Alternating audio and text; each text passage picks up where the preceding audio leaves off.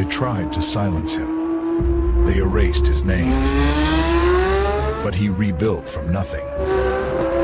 He fought every algorithm. They tried again and failed. Now he's back, stronger. From blackout to spotlight, he's at the White House, at the top of his game. Franchi lives. You are about to enter another dimension, the dimension of truth, unfiltered and uncensored. Welcome to the Raw Feed with Gary Franchi. Welcome to the Raw Feed. I'm Gary Franchi, coming to you live from the heart of America. Unfiltered truth to millions on YouTube. Hit those donation links below. Every contribution powers our gear. Every contribution keeps the party going. Help me help you. Hit those donation links. YouTube channel memberships. Special acknowledgement in the fellowship. Your super chats keep me standing. Your Rumble rants fuel every round. Say hello to super chats. Spread the intel. Every repost extends our reach. Super chats fuel this spectacle. Your Rumble rants give me strength. 24/7 members-only community, behind-the-scenes discussions. Connect with fellow patriots. My mama always said, life is like sharing the truth. Text this stream to your friends. What if I told you the app is real? Download the Next News Network app. Android users, take the Google Play path. iPhone users, App Store awaits.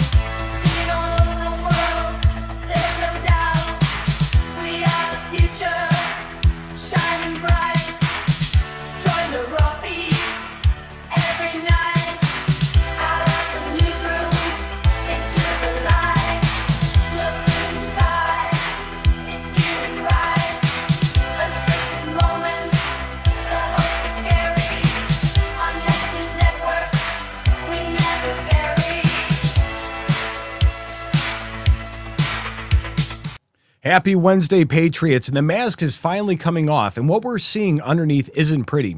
My name's Tom McCullough. I'm filling in for Gary Franchi's on assignment in Canada right now, and this is the Raw Feed. You know what's fascinating about February 18th? On this day in history, back in 1861, Jefferson Davis was inaugurated as the first and only president of the Confederate States of America in Montgomery, Alabama. Now, before you guys jump to conclusions, this isn't about relitigating the Civil War. It's about understanding how quickly things can fall apart when leadership falls and division takes hold.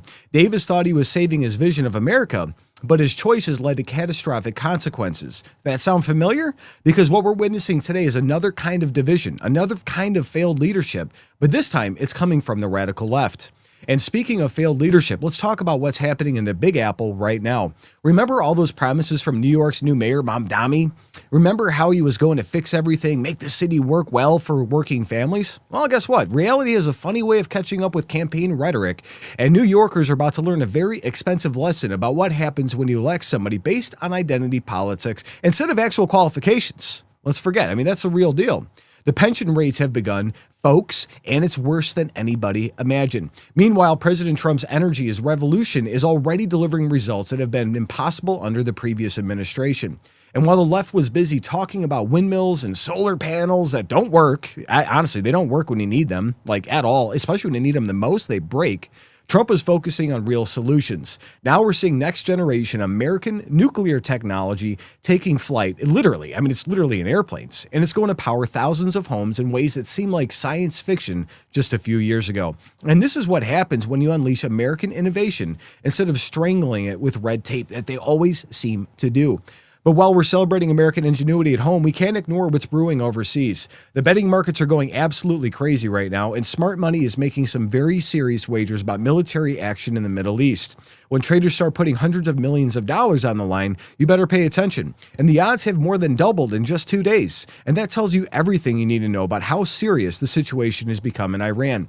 And you guys want to talk about election interference, let's discuss what's really happening with Stephen Colbert and CBS right now. It's not about comedy, guys. This is about a late-night host who thought he could manipulate a Texas primary election and then got caught red-handed.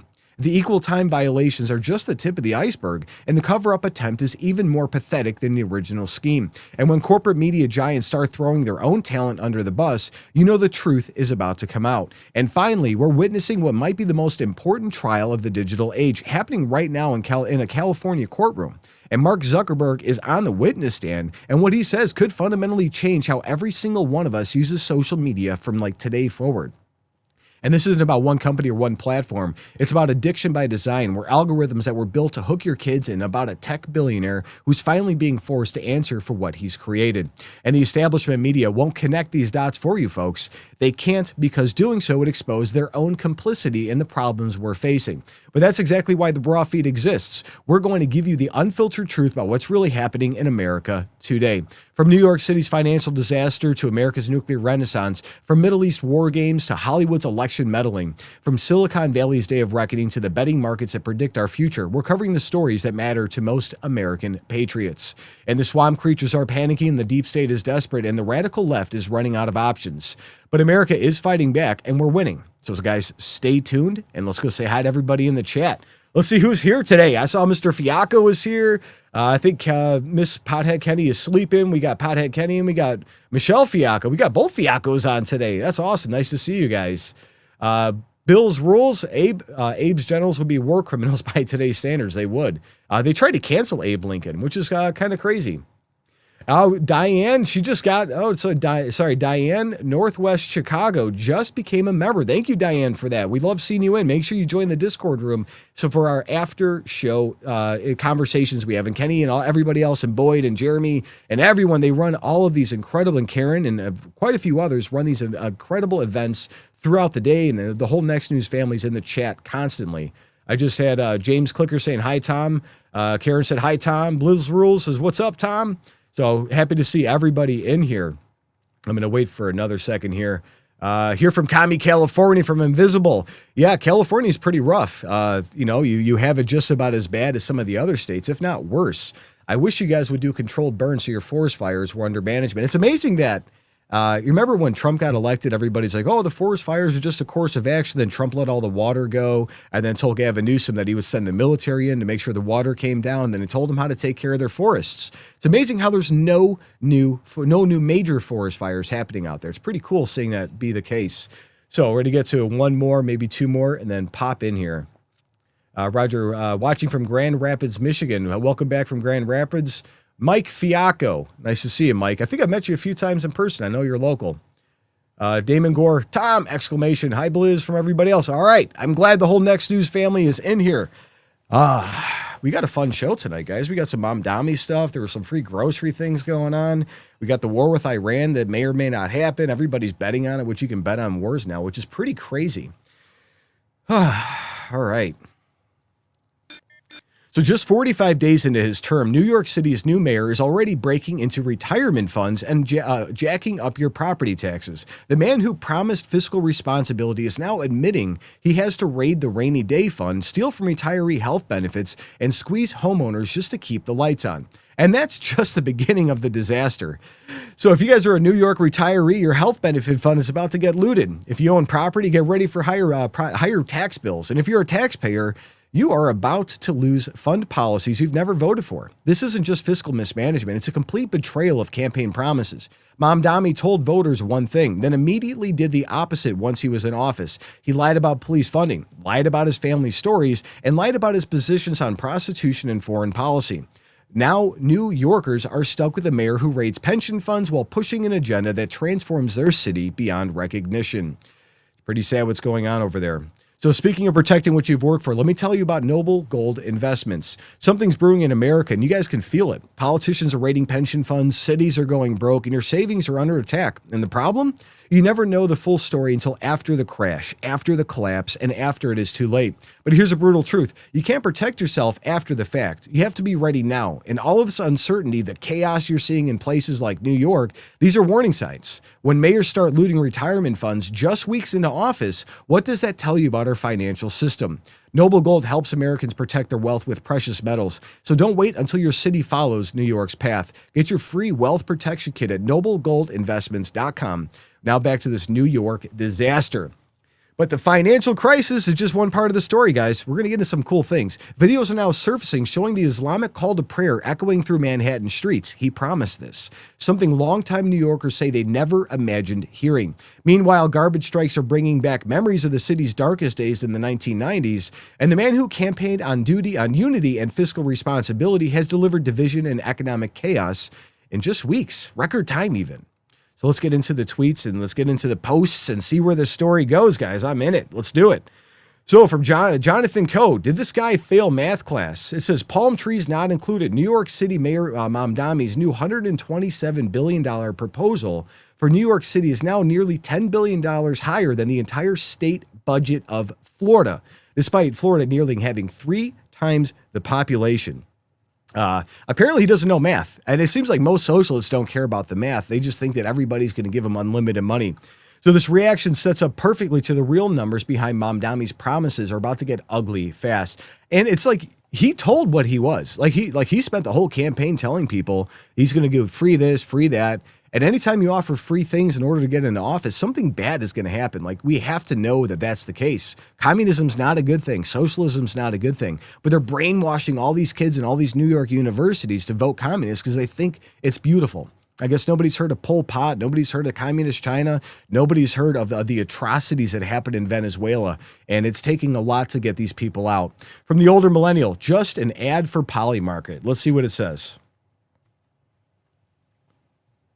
New York City's first ever free grocery store is officially open. This is not a free grocery store. It is an ad for Polymarket. This was a publicity stunt put on for 3 days by the private company Polymarket. They ran out of food on the second day. There are no free grocery stores. This was a marketing opportunity for Polymarket, which is worth about $9 billion. You know, and that's the thing. So it was a Polymarket deal, but Mamdani was talking about free grocery stores. You have mayors like Brandon Johnson, who's another avowed communist, and you've got Gretchen Whitmer and a few others that actually want to have this communist agenda implemented across the entire country. So Mamdani promised these stores. Yes, Polymarket put it out, but it's pretty sad in how this whole thing transpired. We're going to get into that here in a second. So the Polymarket reference connects something deeper. New Yorkers are literally lining up for scraps while their mayor burns through their money. From Don Keith, it says, those people waited in line for up to 5 hours to fill a small blue bag. Like the bag was only maybe a little big, like this big, to get some free food at a Polymarket pop-up store in New York. So how much money could they have earned in those 5 hours? I don't know, if you're making $20 an hour, you could have made $100. You have to really admire the dedication of being unproductive. Let's see what they did. This is the moment the Poly Market opened its doors. Hungry New Yorkers have been online waiting to get in for hours. Tori Hall is the first customer of the day. I got some fruits, some eggs, some hand towels. It was just the wait. This here, you all know how much this is. It's a lot. So like $20, $30. So I got this for free. So I'm very grateful. Thank you very much, everybody. And Polymart, got some sauce, and I am good. I'm going home. I'm going to sleep because I'm tired. I've been up like 3 o'clock this morning. I'm done. Craig Quiggins is towards the back of the line that stretches about 3 blocks long. It's just a lot going on with inflation. This really helps out a lot. And we spoke to a Poly Market employee that broke down the rules for us. Everybody gets one bag to make sure that all the groceries and all the food is evenly distributed across the time that we're doing this event. There's fresh fruit and veggies, meat, and even free Valentine's flowers to add to your free grocery list. Mary Lynn Buckley, 1010 Wins on 92. So, I mean, again, these people think it's cool because it's a one-time deal. It's a pop-up store for these free grocery locations that they have. But then you go to Venezuela, in order to get bread or cheese or even Cuba or some of these other communist countries, in order for you to get what you want to eat, you have to wait in those lines every single day. So imagine getting up at 6 o'clock in the morning knowing that by the time you get through that line, it's going to be 2 o'clock. Your kids are probably going to be coming home from school just to get a loaf of bread and maybe a little bit of meat on rare occasions. Communism is terrifying, but people think it's great because it's quote-unquote free, and nothing in this world is free. So the stage event criticism transitions to the harsh reality what Mamdani's actually doing to fund his promises. From G-Pa, he says, "Where is everybody?" Almost like it was a staged. Good luck, New York. Let's see. And then go have an ice. And then right afterwards, go have an iced coffee to skate it all. I love you, baby love. I watch this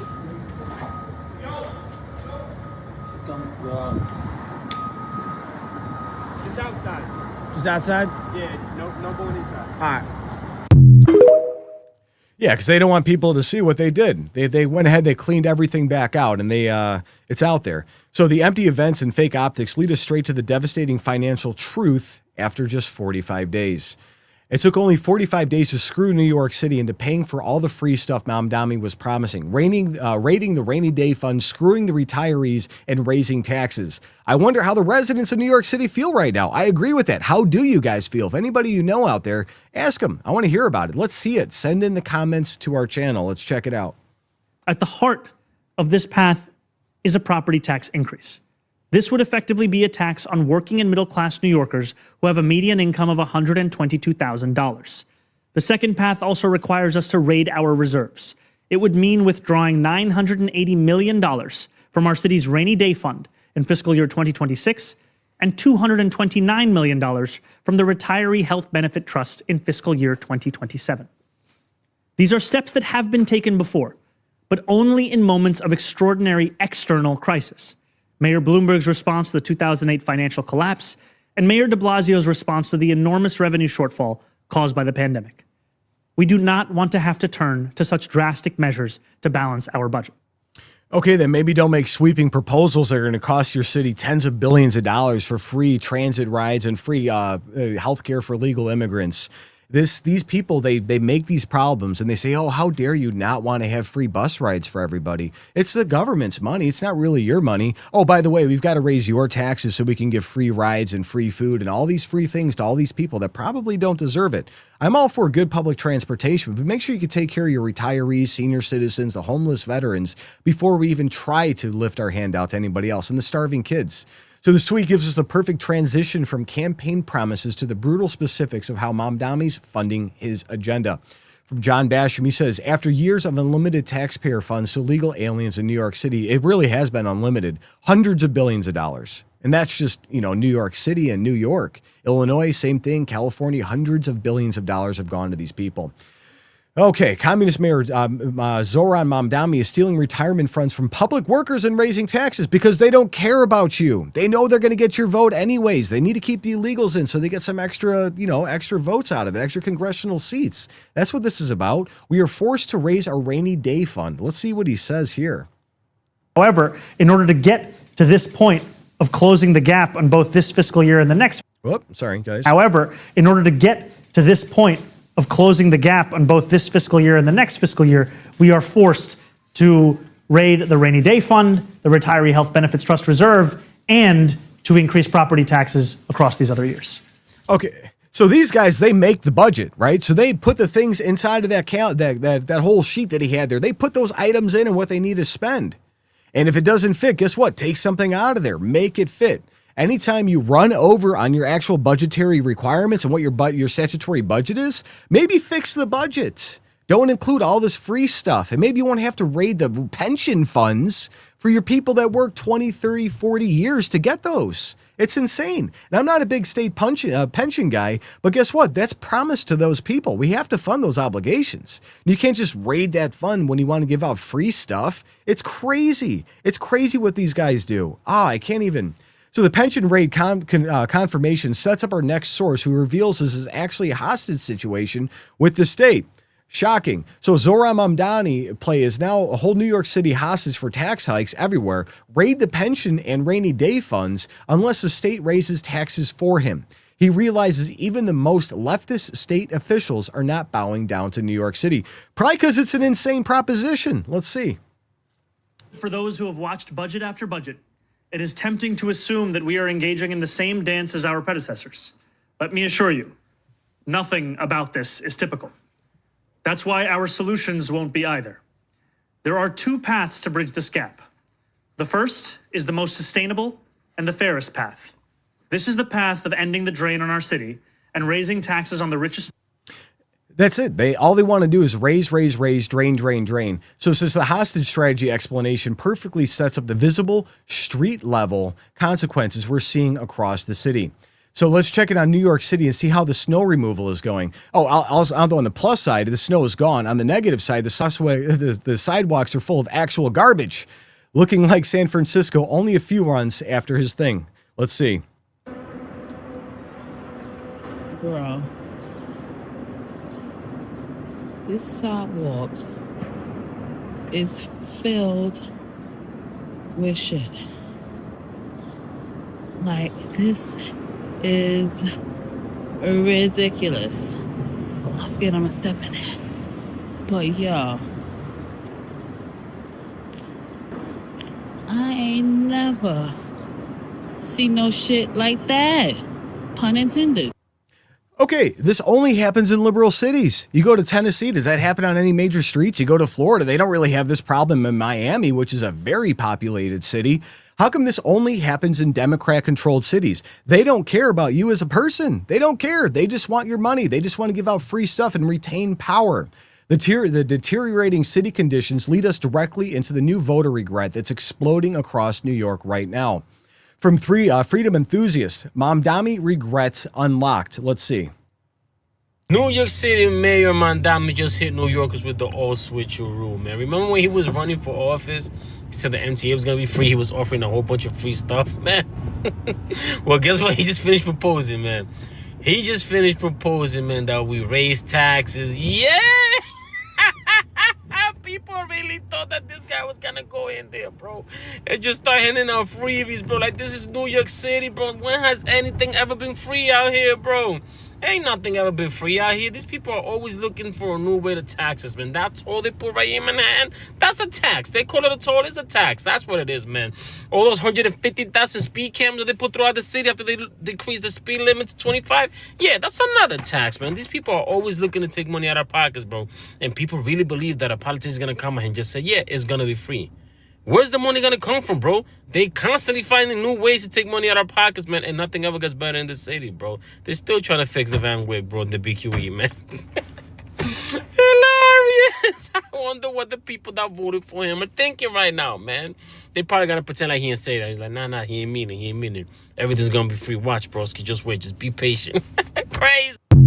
He's not wrong. How is he wrong? How are these people wrong? They know.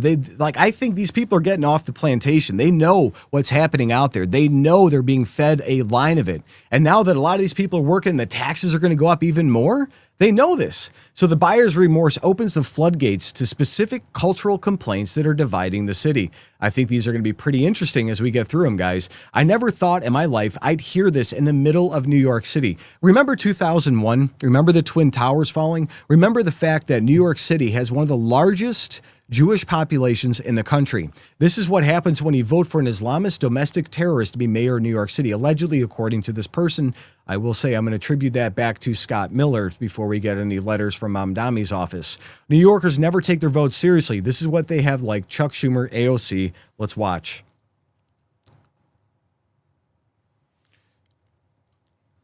Oh, sorry, that wasn't the video clip I thought it was going to be. The Islamic call to prayer controversy connects a broader identity. I want to see if we actually have the video for that, which I don't believe. Todd, if you can inject it real quick. So the people were for this. One second here. The people were for this, returning to its 1990 status. Look at how much garbage is on the streets. This is like normal for them. Like, imagine having, remember when the previous mayor was talking about, Mayor Adams was talking about having trash cans on the outside and like letting people put garbage into those trash cans. It was like a revolutionary idea that most cities have. But instead, they just throw it on the street, and they couldn't even plow the roads. They were just shoving snow and then trying to move it back and forth in the streets. These people have no idea what they're doing. It's insane, and it's terrifying. The buyer's remorse builds perfectly to our final devastating breakdown of exactly what New Yorkers are facing financially. The idea that millions of non-Muslim New Yorkers are obligated to listen to the Islamic call to prayer 5 times a day is ridiculous in an American city. Freedom of religion is freedom of religion. Cool. Pray to whoever you want to pray to, but don't blast it on the speakers to people like myself. If I was in New York and I heard that, I'd probably have a little bit of PTSD from the 9/11 events. That happened there to those people. Let's see what it is.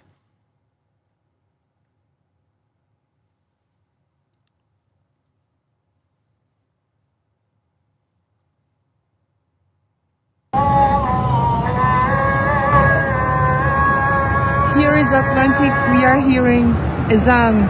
Come here. I think we take off Texas stuff. Yeah.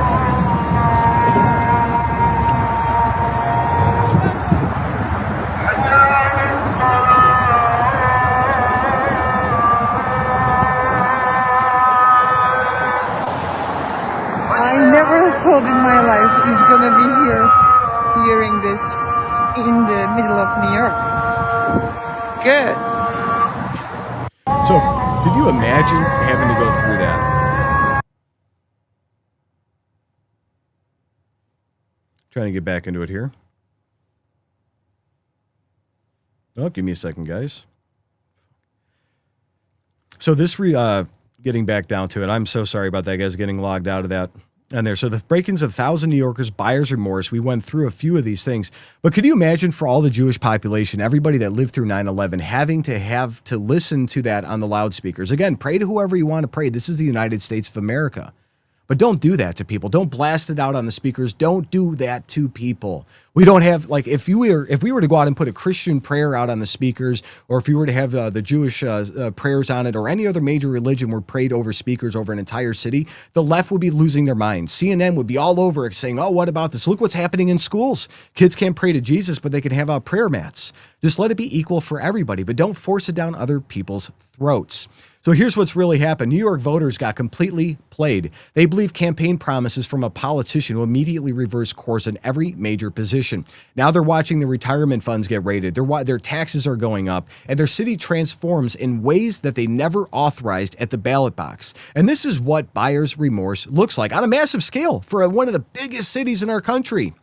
The real tragedy here isn't just, one that the mayor lied. It's that this is becoming the standard playbook across our country, Minneapolis, other people's. Campaign as a moderate, govern as a radical, promise fiscal responsibility, then raid pension funds. Tell voters what they want to hear, just like every other politicians, then do whatever you planned all along. New York is getting exactly what happens when voters don't pay attention to who they're actually electing. And the warning signs were all there, but too many people ignored them. Now retirees and taxpayers are paying the price for that mistake. So tell me this, do you think New Yorker voters will actually learn from this disaster, or will they keep making the same mistakes? Let me know what you guys think in the comments, and while you're at it, check out the Next News merch shop for gear that shows you're paying attention to what's really happening in America. All right. Yeah, sorry about that thing getting popped out there. Trying to flip back and forth between the topics is always fun. All right, so we got a lot of people in here today. All right, so what do you guys think of Mamdani raiding pension funds? And then we've got all these crazy things happening going on, like the call to prayer going over it. It's pretty crazy that in the city that had 9/11, you've got the Muslim call to prayer playing over loudspeakers 5 times a day. We have Green Nature says, I'd buy me a loudspeaker and play Christian music and dare them to say anything. I agree. So we have on live, go out there and have pork rib barbecue in every corner. That's funny. Play Jesus Love Me 24/7. Now the taxpayers are paying out of their butts for this piece of poop. You guys voted for this. For now, you're going to pay the price from Jonathan Cackley. Clifford Johnson says, this is nuts. Everybody's saying evil. Again, I don't care who you pray to, but don't force it down other people if you don't have to, right? We have Audrey saying, I have 2 daughters in their early 20s. We voted for the president candidate who was found guilty of felonies and was found liable for abuse because of our values. Okay. Let's go into one Broncos. My heart goes out. MAGA forever from Deborah Gomez. Disgrace to the U.S. I don't see any super chats coming in. Looks like Miss Pothead Kenny's up from her nap. Welcome to see you back here. And John Bolton, the John Bolton, saying deport everybody. And good to see Audrey. Good to see you. All right. Cool, guys. Yeah, I appreciate everybody being on today. It's good to see the crew in here. Let me get to this setup here. All right. Let me get this lined up here. Seems like this week's been a little crazy, everybody. Hopefully, we'll see what's going on with Iran here in the next topics. So let's get to it. So while Biden spent 4 years trying to kill American energy, Trump just flew the future across the country in a cargo plane. A nuclear reactor, small enough to fit inside of a van, let me say, powerful enough to light up 5,000 homes, just landed at Hill Air Force Base, and China's probably having nightmares about what this means. So this changes everything for you personally. Your electric bills could plummet as these portable reactors roll out nationwide. No more blackouts during storms or grid failures. Hopefully, these can be deployed anywhere, anytime, and all of this for America means energy independence like we have never seen. Our military bases are going to become self-sufficient, and our disaster response gets supercharged. And even our enemies lose their leverage over the power grid. Politically, this proves Trump wasn't just talking when he promised an American nuclear renaissance. And I know what he is delivering, and I voted for this. If you voted for this kind of transformation, tell us in the comments. And while Democrats pushed windmills and solar panels, and the windmills are killing our birds and our whales, Trump delivered actual nuclear power that can travel at the speed of a C-17. This is the difference between America First policies and Green New Deal fantasies. So speaking of revolutionary technology that actually works, let me tell you about something that changed my family's life. For years, my wife battled chronic pain and anxiety from her diagnosis, endless doctor's visits, treatments that failed, watching her struggle daily. It absolutely broke my heart. Then Jonathan Otto introduced us to red light therapy, and everything changed. Her pain vanished, her anxiety lifted, she got her life back. Just like Trump's portable nuclear reactors represent breakthrough energy technology, red light therapy is breakthrough healing technology. NASA uses it, elite athletes swear by it, and now millions of Americans are discovering its power to heal the cellular level.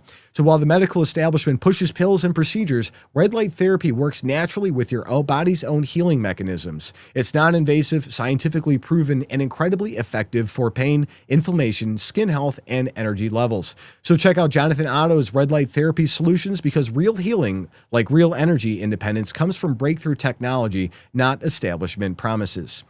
But here's what the media won't tell you about this nuclear airlift. And this is pretty, revolutionary. This wasn't just a test flight. This was a message to every America that enemy has, that van-sized reactors represent military bases that can't be shut down, disaster zones that can be powered up instantly, and American energy dominance that travels at 500 miles per hour. Let's get into the post and see what it has to say. We've got our first one from Real America's Voice. It says, U.S. Energy and National Security Nuclear Reactor.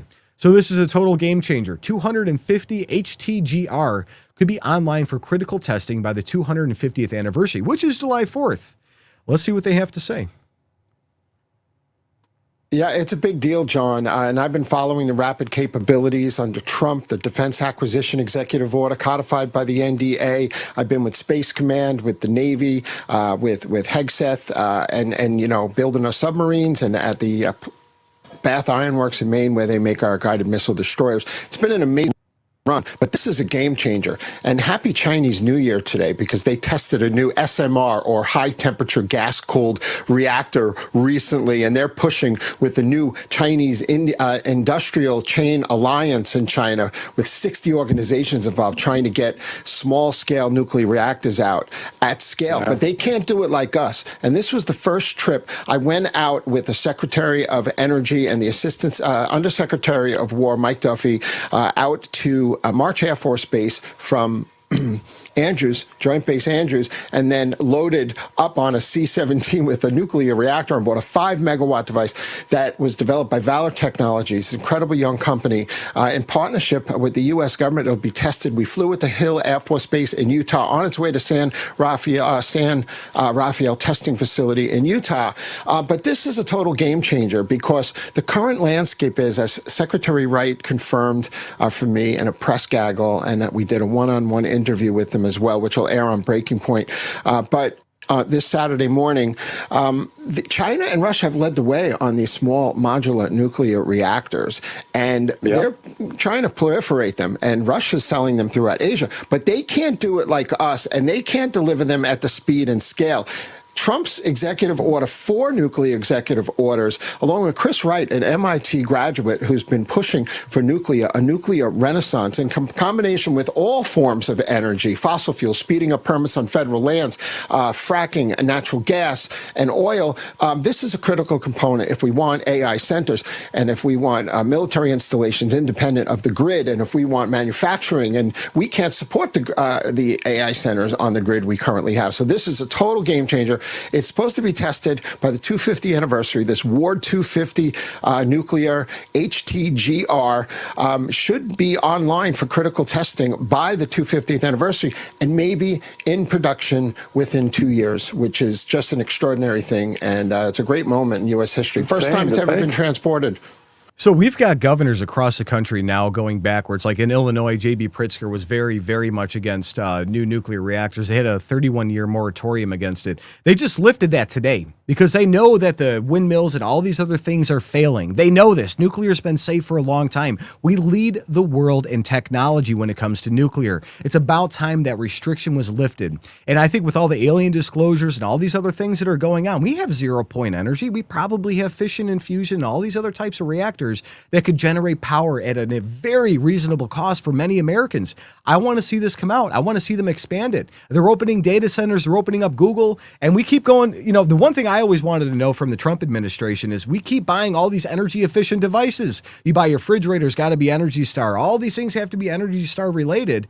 How come our bills keep going up? Our usage is going down, but why do the bills keep going up? They need to solve that, and they need to answer for that.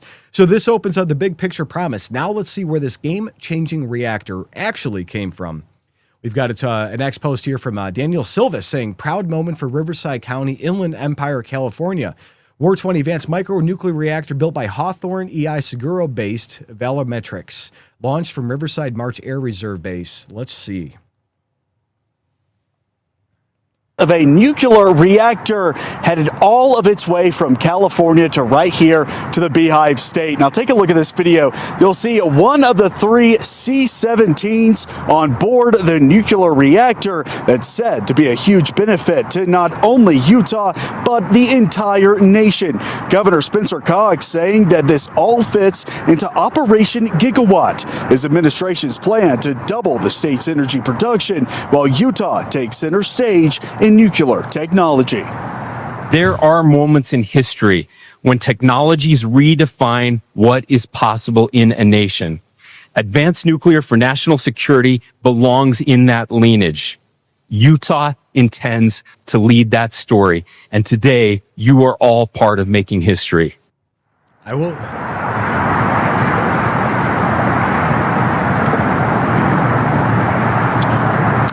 And that nuclear reactor is set to be operational by July 4th, the country's 250th birthday. Now, coming up at 10, I'll have a lot more on what this reactor will be doing and what the benefits for Utah will be. But for now, live here at Hill Air Force Base, Jake White, ABC4 News. You know, it's incredible the amount of technology that's out there. You know, these little plants can produce a half a gigawatt or close to a gigawatt. I know the state of Illinois and I think Michigan's trying to get back to 1 gigawatt of nuclear power that comes out of there. There's so many things that can change. We have so much technology, so much advancement, and the people that make the money don't want us to have that freedom, it looks like. So we've got the local pride in the company behind it. But Gary, here's where our other reporter actually got on that plane. So we've got a Real American Voice. Dave Zier traveled with Secretary of Energy and Undersecretary of War to deliver 5-megawatt nuclear reactor from March Air Force Base, California to Hill Air Force Base. 6,000 miles, 14 hours. Let's see. The U.S. Air Force just hauled a full micro-reactor, the Ward 250. They hauled it across state lines in a series of C-17 transports. This is wild stuff. It's a first-of-its-kind move. It could revolutionize how America powers remote bases and disaster zones and also the battlefield. The van-sized reactor, that's how big it is, built by Valor Atomics, isn't fueled yet, but the message is clear. Nuclear power no longer has to basically stay put. It can be deployed anywhere, anytime. You hear that, China? Joining us now is the host of Breaking Point here on RAV. That would be our good friend, David Zier. So, David, you just got back after traveling with the Energy Secretary and the Department of War Undersecretary. So tell us more about this. Really, it's an incredible development. It's huge, and flying 6,000 miles in about 14 hours on Sunday from D.C. to California to Utah, back to D.C.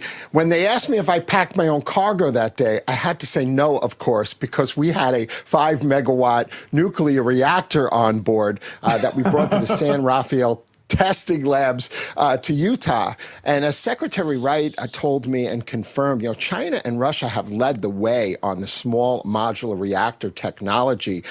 China conducting an SMR test about 2 weeks ago in the island province of Hainan, and the current global landscape has China holding the lead in deployment and grid integration on these things. And Russia has the first floating SMR going all the way back to 2020. But the United States leads in the number of private designs. And the difference between this is that Chris Wright, Pete Hegseth. Sure, we can lead on the number of designs. Sure, we can lead on that. But we have to let those designs get out and get put into the field. What's the point? Every time Department of Energy sees something good like Nikola Tesla's research or things like that, they take those discoveries and they shelf them for 50, 60, 70 years. Look at Stanley Meyer and the cars and the HHO generations and all these other things that we have access to and we've had access to for a very long time. They'll buy that design out and stick it on a shelf and keep it away from people because they don't want technology. They don't want things to get out there that's going to make our life better. We still have the same airplane designs from the 70s. And Trump are focused on nuclear energy, and we're facing a nuclear renaissance because if these things test well, according to Trump's executive orders, to get this reactor online with critical performance by the 250th anniversary of America and being deployed in about a year or two out there, we can scale these things by the thousands, something no other country can do for civilian, AI, production, manufacturing, and military applications here and globally.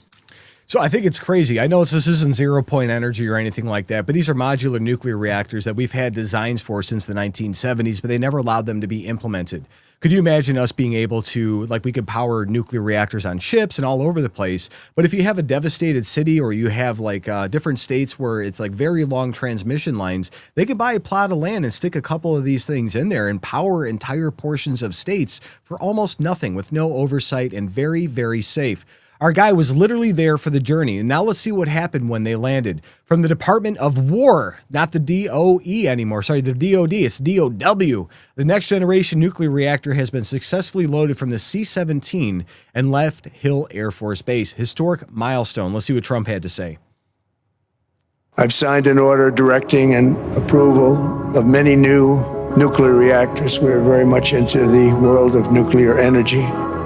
If we don't have reliable energy for our basing, for our troops, whether forward deployed or domestically, we're vulnerable. So by having small modular nuclear capabilities, which are rapidly being fielded, that we can use on our bases here and around the world, we're creating an environment where if things happen elsewhere, the military can be relied upon.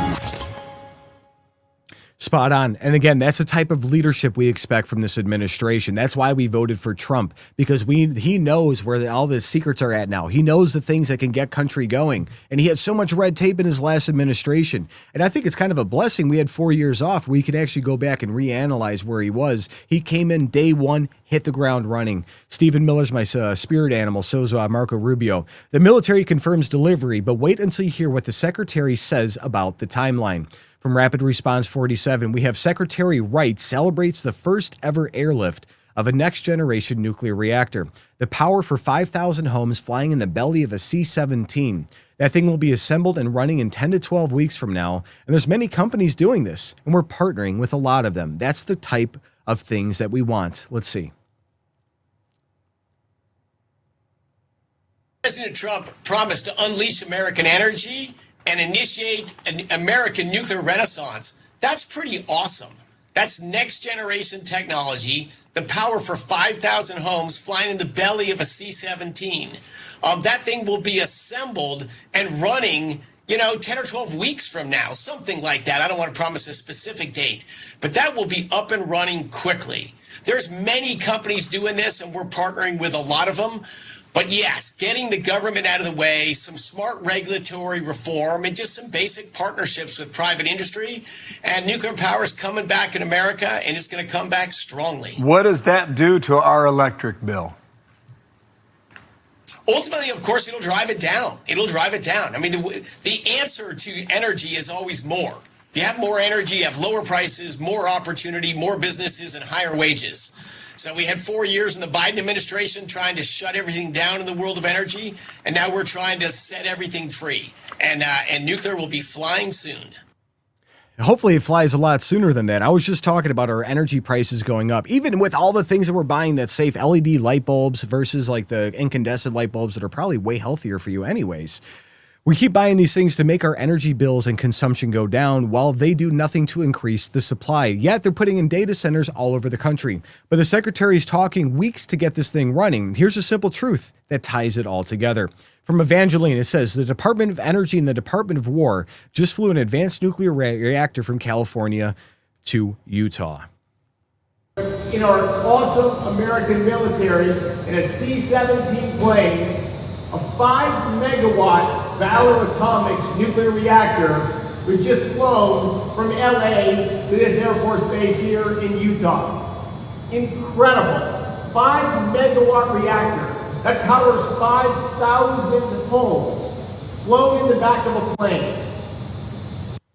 I don't know. Ever since I got solar, I kind of know exactly how much my house uses. It's about 1,500 kilowatts a month, and I get good credits from that. I think it's about 1,500 kilowatts. So a megawatt's what, 1,000 kilowatts. So that literally is 5,000 houses that could be powered from it. It's crazy from one little reactor. I mean, not too little. It fits in the back of a 17. But when you go back and you see those big nuclear reactors that are all over the place, and we've got them this big now that can do that much, it's pretty cool. And I think it's incredible to see in the direction and the way things are going. And I really want to thank the Trump administration for doing that. So 6,000 miles in 14 hours, and that's how fast America's nuclear future just moved from California to Utah. And while our enemies rely on massive vulnerable power plants, we now have nuclear power that deploys faster than they can blink. The Ward 250 reactor isn't just technology, it's freedom in a box. And this is what winning looks like. This is what I voted for. And while Biden tried to strangle American energy for years, Trump delivered a nuclear reactor that flies. Your power bills are about to get cheaper, our military bases more secure, and our energy independence is absolute. This portable nuclear reactor technology puts America decades ahead of China and Russia in the energy game. We're not talking just about nuclear renaissance anymore. We're living it, a C-17 flight at a time. Do you guys believe portable nuclear power will revolutionize American energy independence? I think so, and I want to see the 0 point come out too, and the fusion and the fission and all the good things. But let me know your thoughts on that in the comments, and make sure to check out our Next News merch shop for gear that celebrates American energy dominance. All right.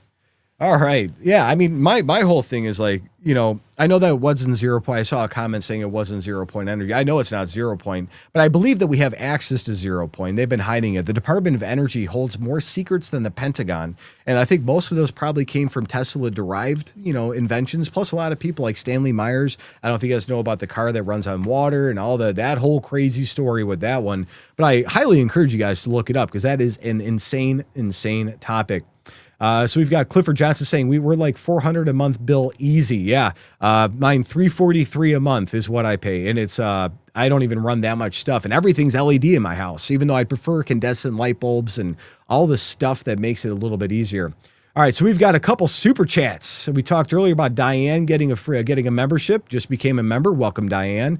We've got Christopher Benoff, $15. Thank you. It says, hi, Next News Network family. How do we kick them out? Would love to kick them out, but we got to do so legally.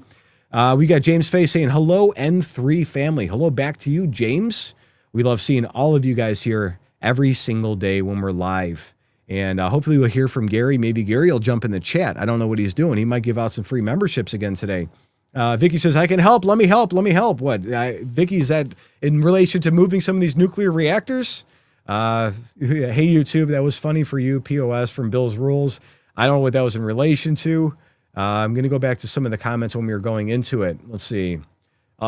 You're a Joe Gospel. I guess there's some drama going on in the chat. You guys got to be nice to each other. We're all a family here. So we have Clifford Johnson. I did a deep dive in this topic on channel. I'm happy that this is where we're at now. I'd love to have an update on it. And people's feelings are getting hurt. I think we're going to get to the next topic. It's all infighting. You guys got to be nice. We're a family. We're all conservatives. And that's the big difference between the Democrats and the Republicans. Democrats, their diversity of thought is this big. When you put Republicans or conservatives in a room, everybody tends to have an A-type or a B-type personality. So our diversity of thought is much larger because we produce ideas. And then we're A-type enough to attack and get things done. So give me a second here, getting the last little bit set up here. We're going to get into it. This is going to be a big one on Iran. You guys are going to like this. All right. So the betting markets are... Oh, hang on. Brian's not ready. Oh, maybe we'll do that again, Brian. I thought you said you were. My apologies. Oh, copy, Brian. My apologies, guys. We'll get through it. So the betting markets is screaming a warning that mainstream media won't touch. In just 48 hours, the odds of Americans striking Iran before March 15th have more than doubled from 24% to 55%. Nearly $300 million in bets are now flooding Polymarket as traders position for what could be the biggest Middle East conflict since Desert Storm. But there's something else happening that makes this even more dangerous. So this isn't just about another foreign policy crisis. This is about your family's future. If we go to war with Iran, expect gas prices to explode past $6 a gallon, literally overnight. Your 401 might crater as markets panic over a two-front conflict, and Iran controls the Strait of Hormuz, and that's 20% of the world's oil supply that could be cut off instantly. But here's what terrifies the Pentagon. Russia just docked warships in Iranian ports for joint military drills. And this isn't Iraq in 2003 anymore. We're potentially facing Iran and Russia simultaneously, with China watching from the sidelines, ready to make their move on Taiwan while we're distracted. So speaking of breaking developments most people are missing, there's another story unfolding right now that could be just as important for America's future. Breaking news is quietly breaking, and most people missed it. While headlines focused on Iran tensions, the Trump administration just released a document that could fundamentally reshape America's mining sector. And this is real, and it's unfolding right now under Executive Order 14241. This goes far beyond typical policy changes. We're talking about a complete transformation of how America approaches critical mineral extraction. The implications are massive for national security and economic independence, and while China controls 90% of rare earth processing, America sits on untapped mineral wealth that could change everything. And smart money is already positioning in companies like Vizsla Copper, which just announced major developments in their Arizona projects. The timing is not coincidental. As global tensions rise, mineral independence becomes national security. Visit VizslaCorp.com to understand why this executive order could create the next generation of American mining giants. And this mineral independence story connects directly to what's happening in Iran right now. But here's the twist that nobody saw coming. Iran's supreme leader just put his nuclear facilities on the highest alert since 1988. Because last time they didn't know we were going to do that. But Russia's involvement changes everything. These aren't just Iranian Revolution Guard ships in the Persian Gulf anymore. Russian corvettes are now conducting joint operations, and this means any American strike on Iran could trigger Article 5 of Russia's mutual defense agreements. We're not just betting on a regional conflict anymore, folks. We're betting on the whole party. Let's get to the tweets. So from China Pulse, it says, Iran is reinforcing sensitive sites that were attacked by Israel in Operation Rising Lion. According to satellite images, the tunnel entrance of the nuclear facility in Isfahan have been covered with sand. Let's see. Can we get some better pictures on it? I'm going to try to zoom in a little bit.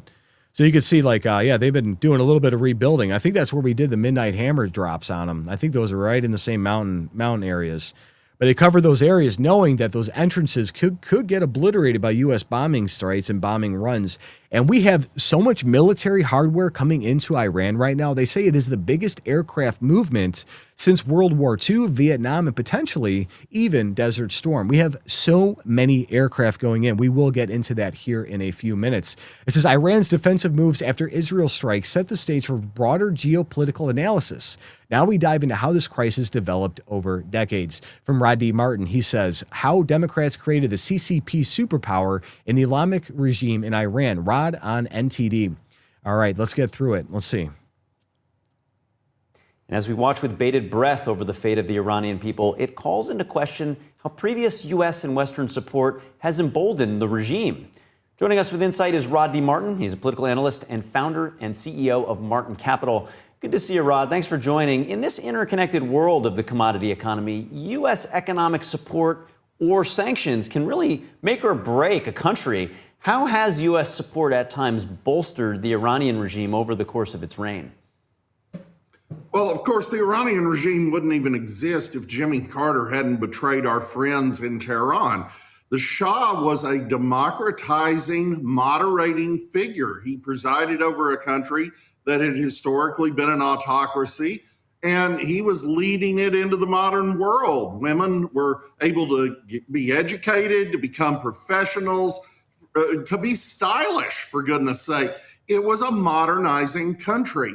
And Jimmy Carter pulled the plug on that. And, you know, in the name of some misguided attempt to give the people voice. Well, the people he was giving voice weren't the people of Iran. They were If you guys can, I want you to go and look up videos of Iran in the 1970s, before this Islamic regime took back over. Women were driving, they were walking around with their hair uncovered, kids were educated. It looked like a modern world. They had movie theaters, they had dance, they had all of these things. And then they lost it. They lost it, and they went back to women getting stoned in the streets and all these things that are just horrible. But then you've got a lot of people inside the United States that's aligning with them, saying they're freer in Iran and they're freer in Palestine and all these places, you know, and women aren't. The women are siding with these guys. They don't understand the complications. They don't understand the gravity of the things that are happening to these people. They don't get it. They want to sit here and say Trump's a dictator for protesting in the streets, and somebody tries to run over an ICE officer and the ICE officer defends himself. Trump's a dictator. They just unalived 4,000 people in the last week. 4,000 protesters. The military goes out and mows these people down. Get a little bit more from him. We're going to go to the next one. Handful of mullahs and their theocratic, totalitarian thugs who came into power, and it couldn't have happened apart from the United States doing what it did. And then since then, you've seen subsequent Democrat regimes do the same thing here over and over, culminating, of course, in Barack Obama literally sending $400 million in unmarked $100 bills on pallets of cash in an airplane in the middle of the night. You know, all of that money, of course, just goes straight to Hezbollah and Hamas. It's absolutely horrifying, and it's time that we sorted American foreign policy and we're good to our friends.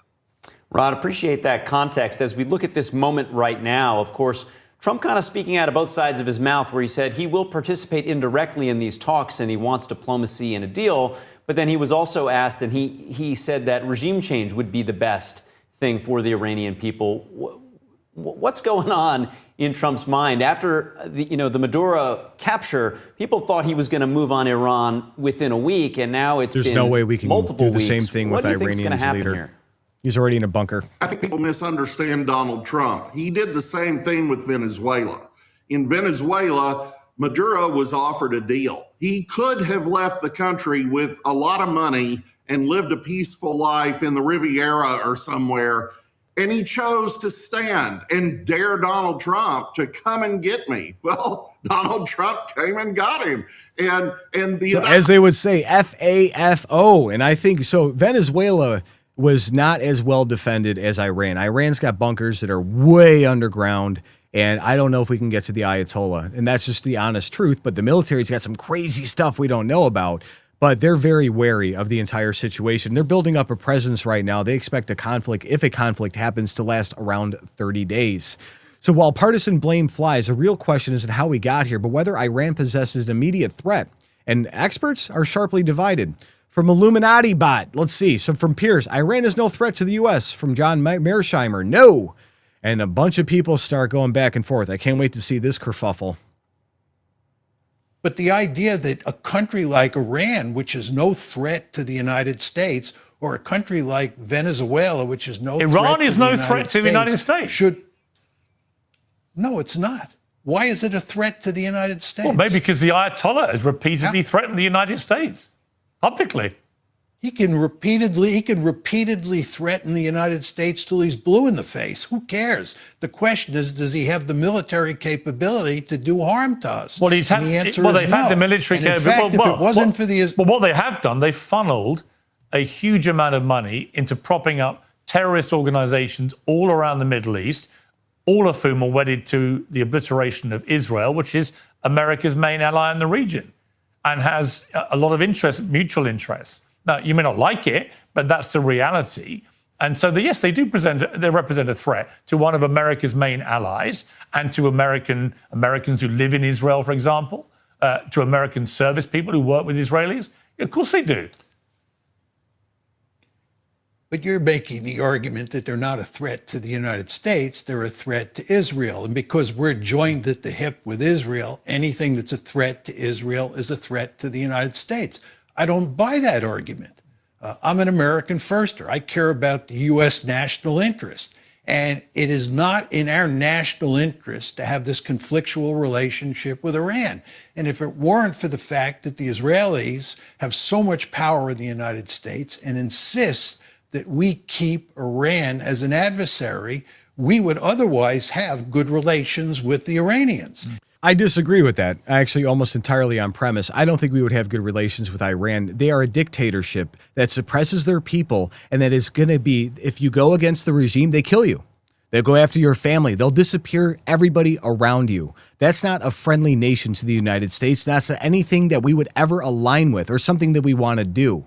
It's not something. I disagree with that statement entirely. Yes, we're close friends with Israel. We're also close friends with Saudi Arabia, Qatar, the United Arab Emirates, Egypt, all the countries that are inside of those regions. They're a direct threat to Italy, one of our NATO allies, a direct threat to Greece. Anybody within 1,000 or 1,500 mile radius is directly impacted by Iran if they decide to put their finger on a trigger.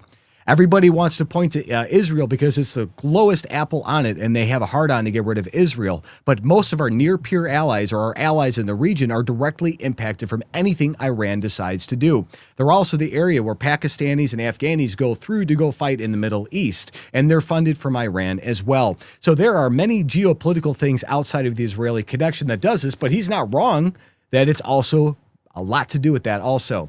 But academic debates aside, politicians are taking a harder line, and they're not just talking about negotiations. From Senator Tom Cotton, I love that guy. It's important to remember Iran has never won a war, but it's never lost a negotiation. It's past time for this anti-American regime to end. So they do. They will negotiate. They'll lie, get a little deal signed, and then try to buy themselves another 30 days. They've been doing this for decades. Trump's not stupid. That's why we have more military hardware in the region now than has ever happened before. Watch.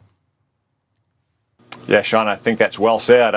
It's useful to remember Iran has never won a war, but it's never lost a negotiation, because Iran is not a normal nation. Iran is a revolutionary Islamist regime that has been exporting terror and bloodshed around the world for 47 years, most notably directed against the United States and Israel, which it still chants in the streets to this day are the great Satan and the little Satan. President Trump has been clear now for more than 5 years in office. We cannot allow them to have nuclear weapons. We cannot allow them to have ballistic missiles that can threaten us and our friends, and they have to stop supporting terrorism.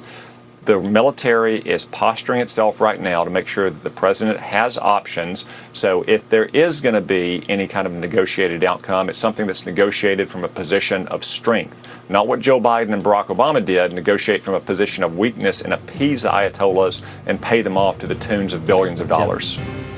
Exactly what he just said. The only language Iran speaks is strength. They don't, like when you go out there and Obama handed them pallets of cash, Biden was removing the sanctions and letting them get some money in, thinking money's going to solve the issue. All that did was give money back to the terrorists. They were going back to kill Americans. All they were doing is re-enabling the enemy they had on the ropes. All they had to do was sit back and wait, and Iran would collapse itself. Instead, they got involved and they ruined everything. And, I can't wait for Iran to see what the A-10s can actually do. It's going to be fun. And our F-22s, F-16s, F-35s, the B-2 bombers, our Aegis-guided missile destroyers, and all of our other crazy cool things that we've got on there. So Cotton's war cry reflects growing hawkish sentiment, but the military reality on the ground is escalating beyond rhetoric.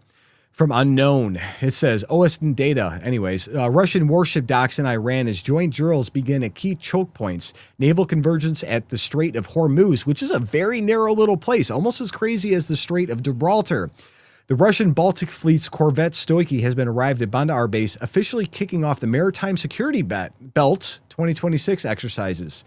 Let's see what we got here. It doesn't look like it. Anyways, Russian warships arriving in Iranian ports. I'm going to check on X and see if there's a video clip for it. Just a picture of the Russian ship that is there. Let's go back. We're getting to it. All right. So from Faliz Brohi, we've got Russia's defense minister published footage of the corvette Stoichi docking at Bandar Abbas ahead of joint drills with Iran's Islamic Revolutionary Guard Corps in the Gulf of Oman. Let's see.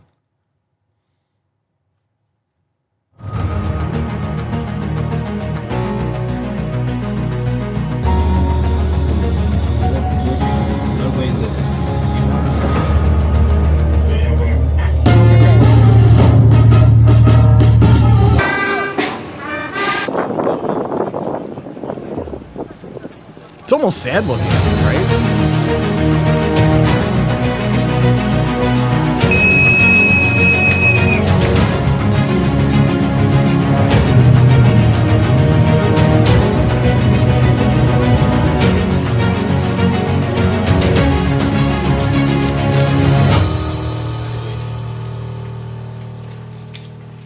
I mean, it's kind of cute. They're doing their little photo ops and stuff. With how prevalent 4K cameras are, you think that guy that was there is like a state media person wouldn't have some Panasonic camera you buy for $140 off of Amazon. They could do better. They can do way better. But the Maritime Alliance is now official, and intelligence sources say this coordination is Washington seriously concerned about military operations. And if you guys are on X, you will see all the AI videos that Iran is putting out. We may have one of those in here. We'll have to look. That they're saying that United States has been defeated and all their ships have been sunk, and Trump, you are in for a treat. And so from live now from Fox, I could talk today, is the U.S. any closer to a military strike on Iran? According to Axios, the answer is yes. Let's see what they have to say. You are taking a live look at the White House at this hour, and I actually want to pop this up on your screen as a new report this morning from Axios claims the U.S. could be moving toward military action in Iran, despite officials from both the U.S. and Iran saying it appears Tuesday's nuclear talks in Geneva went fairly well. Barak Ravid with Axios writing an article this morning saying, quote, Trump moves closer to a major war with Iran. It could come sooner and be much bigger than most recognized, sources tell me. President Trump's U.S. envoys Steve Witkoff and Jared Kushner met with officials in Geneva on Tuesday for those discussions on Iran's nuclear program. Iran's foreign minister emerged from the talks saying the U.S. and Iran found some common ground. But at the same time, Iranian officials have threatened military action of their own, and some have questioned whether Iran can be trusted in those talks. Iran Supreme Leader Ayatollah Ali Khamenei went on an X-rant during the talks, presenting some strong words for President Trump and the U.S., which, in all honesty, is not really that different from what we've heard from him in the past. So the question is, what happens next? Ben Cohen is a senior analyst and rapid response director at the Foundation for Defensive Democracies, bringing him in now to talk a little bit more about where we head next. Thank you so much for taking the time to be here with us this morning. Good morning, Josh. Good to be with you. Thank you. And of course, wanted to ask you here, we heard from Iran's foreign minister right after those talks concluded yesterday, possibly still kind of ongoing at the time, but he seemed to indicate that there was at least a little success that took place. I wanted to get your take on his comments and what you feel kind of progressed maybe during those talks. Well, in some ways, Josh, I think the most significant thing happened outside the talks, because as those talks were taking place and as envoys Witkoff and Kushner were arriving in Geneva, Iran actually carried out naval drills in the Gulf, and you had live fire exercises going on. Now, that waterway where those naval drills were being carried out carries 20% of the world's oil. And Iran was basically sending a very strong message that, look, any attack on us will result in a major rupture to the world's oil supplies. So, you know, in Geneva, we're hearing a lot of sugar-coated words from the Iranian delegation, but one could also argue that what we're seeing in terms of the Gulf and in terms of that naval exercise yesterday carried out by the Islamic Revolutionary Guards Corps, that's where we're seeing the real Iran. I think as well, in terms of Foreign Minister Araghchi's comments yesterday, that good progress is being made. What struck me is that there is very little detail that is being shared. And we know already that two of the three topics that the US wants to negotiate with Iran, though the three topics are the support for terror proxies, Iran's ballistic missile program, and Iran's nuclear program. The Iranians are only willing to talk about the nuclear program. They're not willing to talk about their ballistic missiles. They're not willing to talk about their support for terrorist organizations around the Middle East. And even on the nuclear program, I don't think that the US administration is going to get the kind of deal that it's looking for. The Iranian deputy foreign minister over the weekend was saying, well, if we end our enrichment activity, our uranium enrichment activities, or we move these activities abroad, we want you to lift sanctions. So I personally don't see much of a path forward for these negotiations. So it's funny that they say that. Most people don't see the path forward of the negotiation, but Trump's really going to try because he does not want to pull the trigger. But additionally, on top of that, all of these things, Iran knows that they can negotiate, get a few months, get a few months, get a few months. They did that with Obama. They did that with the Clintons. They did that with Bush. They've done that with all U.S. presidents. But they don't realize Donald Trump's a whole different person. He is literally the definition of FAFO. You've got the Department of War with Pete Hegseth. You got the best Secretary of State in U.S. history, Marco Rubio. And we have Emhoff and a bunch of other people out there making these deals and trying to get these things done. But I don't think that Iran understands that it's out of time.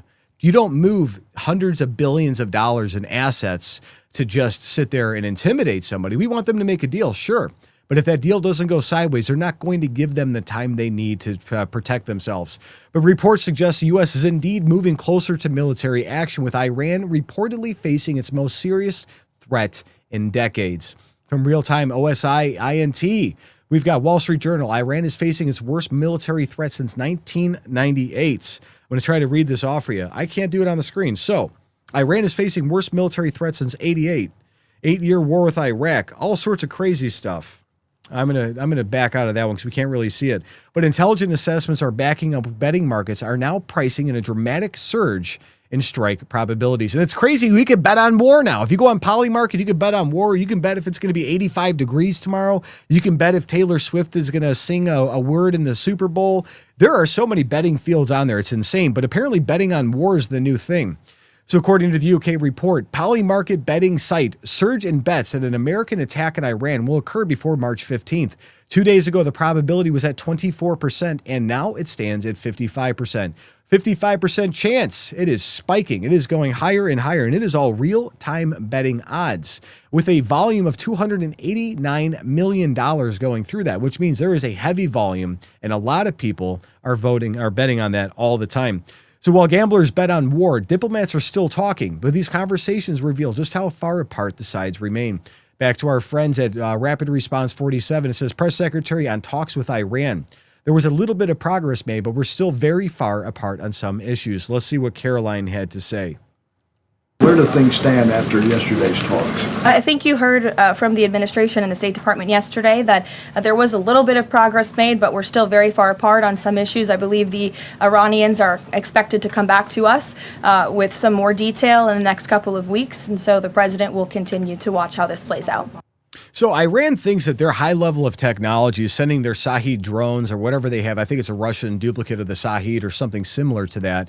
They just kind of set it, forget it, let it go. They have a lot of unguided missiles that they just kind of shoot, knowing approximately where they're going to land. They got their ICBMs, all this. The amount of technology and firepower that we have that we don't, like as American citizens, wouldn't even know everything we have. The Iranians sure as hell don't comprehend the level of technology and the level of integration that 2 carrier strike fleets bring, along with 75 bases in the region, 60,000 or so American troops in the area. They don't get how committed we are to protecting ourselves, our allies, and also their protesters in the street. They're killing thousands of protesters that are trying to regain freedom in Iran that they had back in the 70s. Iran cannot comprehend, just like Venezuela couldn't comprehend it. Remember the discombobulator that Trump was talking about? And that's only something portable that our guys were carrying. That's not even including the full-blown capabilities that are classified sitting on some of those ships. The press secretary's measured words about progress contrast sharply with the underlying warning, make a deal or face the consequences. From another one from our friends, POTUS has always been very clear that with respect to Iran or any country around the world, diplomacy is always his first option. That's why we call him the peace president. But you know what? Rule with, what they say, iron fist and velvet glove. He's trying his best to avoid wars, but he's not afraid to do what he needs to do. President has always been very clear, though, with respect to Iran or any country around the world, diplomacy is always his first option, and Iran would be very wise to make a deal with President Trump and with this administration. He's talking to many people, of course, his national security team, first and foremost, and you know who the members of that team are. And this is something, obviously, the president takes seriously. He's always thinking about what's in the best interest of the United States of America, of our military, of the American people, and that's how he makes decisions with respect to military action of any kind. And I think that's the right way to go about it. Never shy away from the sword, but always try for the olive branch first. And that seems to be what Marco Rubio and Trump are so in line, and Stephen Miller as well, and making sure that we try to pursue peace with every scrap of everything that we can. But you can't only have one side that wants peace. Both sides have to want peace. And Iran has always been a disengaged negotiator. Their heart's not in it. They want what they want, and they know they can just do what they can to appease us as much as possible. But the polymarket surge tells us what the intelligence community already knows about, but won't say publicly. Military action is probably inevitable. When anonymous traders risk $300 million on specific March 15th deadline, they're not gambling. They're acting on inside information. The question isn't if anymore, it's when and how big this gets. Hopefully not too big. But the bottom line here is America is closer to a major war than any point since World War II. And this time we're facing opponents who can actually fight back. Probably somewhat. The betting markets see what's coming because money doesn't lie like politicians do. Iran has never won a war, but has also never lost a negotiation until now. Trump's moving pieces on the board that Iran can't counter or even comprehend, and they know it. Russia's desperate naval theater won't change the outcome, but it will make the cost much higher. The March 15th deadline isn't arbitrary, it's operational. And do you think Trump should strike Iran's nuclear facilities before they complete their weapons program or negotiate from a position of strength? Let me know your thoughts on that in the comments, and check out the Next News merch shop for gear that shows you're awake to what's really happening.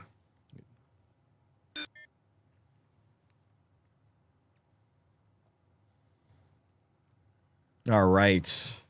That was a fun one. Yeah, I mean, Iran has no comprehension, like the level of the stuff that we have. I mean, the last time for Midnight Hammer, it was 4 B-2 bombers, 4 or 5, maybe 5 B-2 bombers. They took off from Missouri.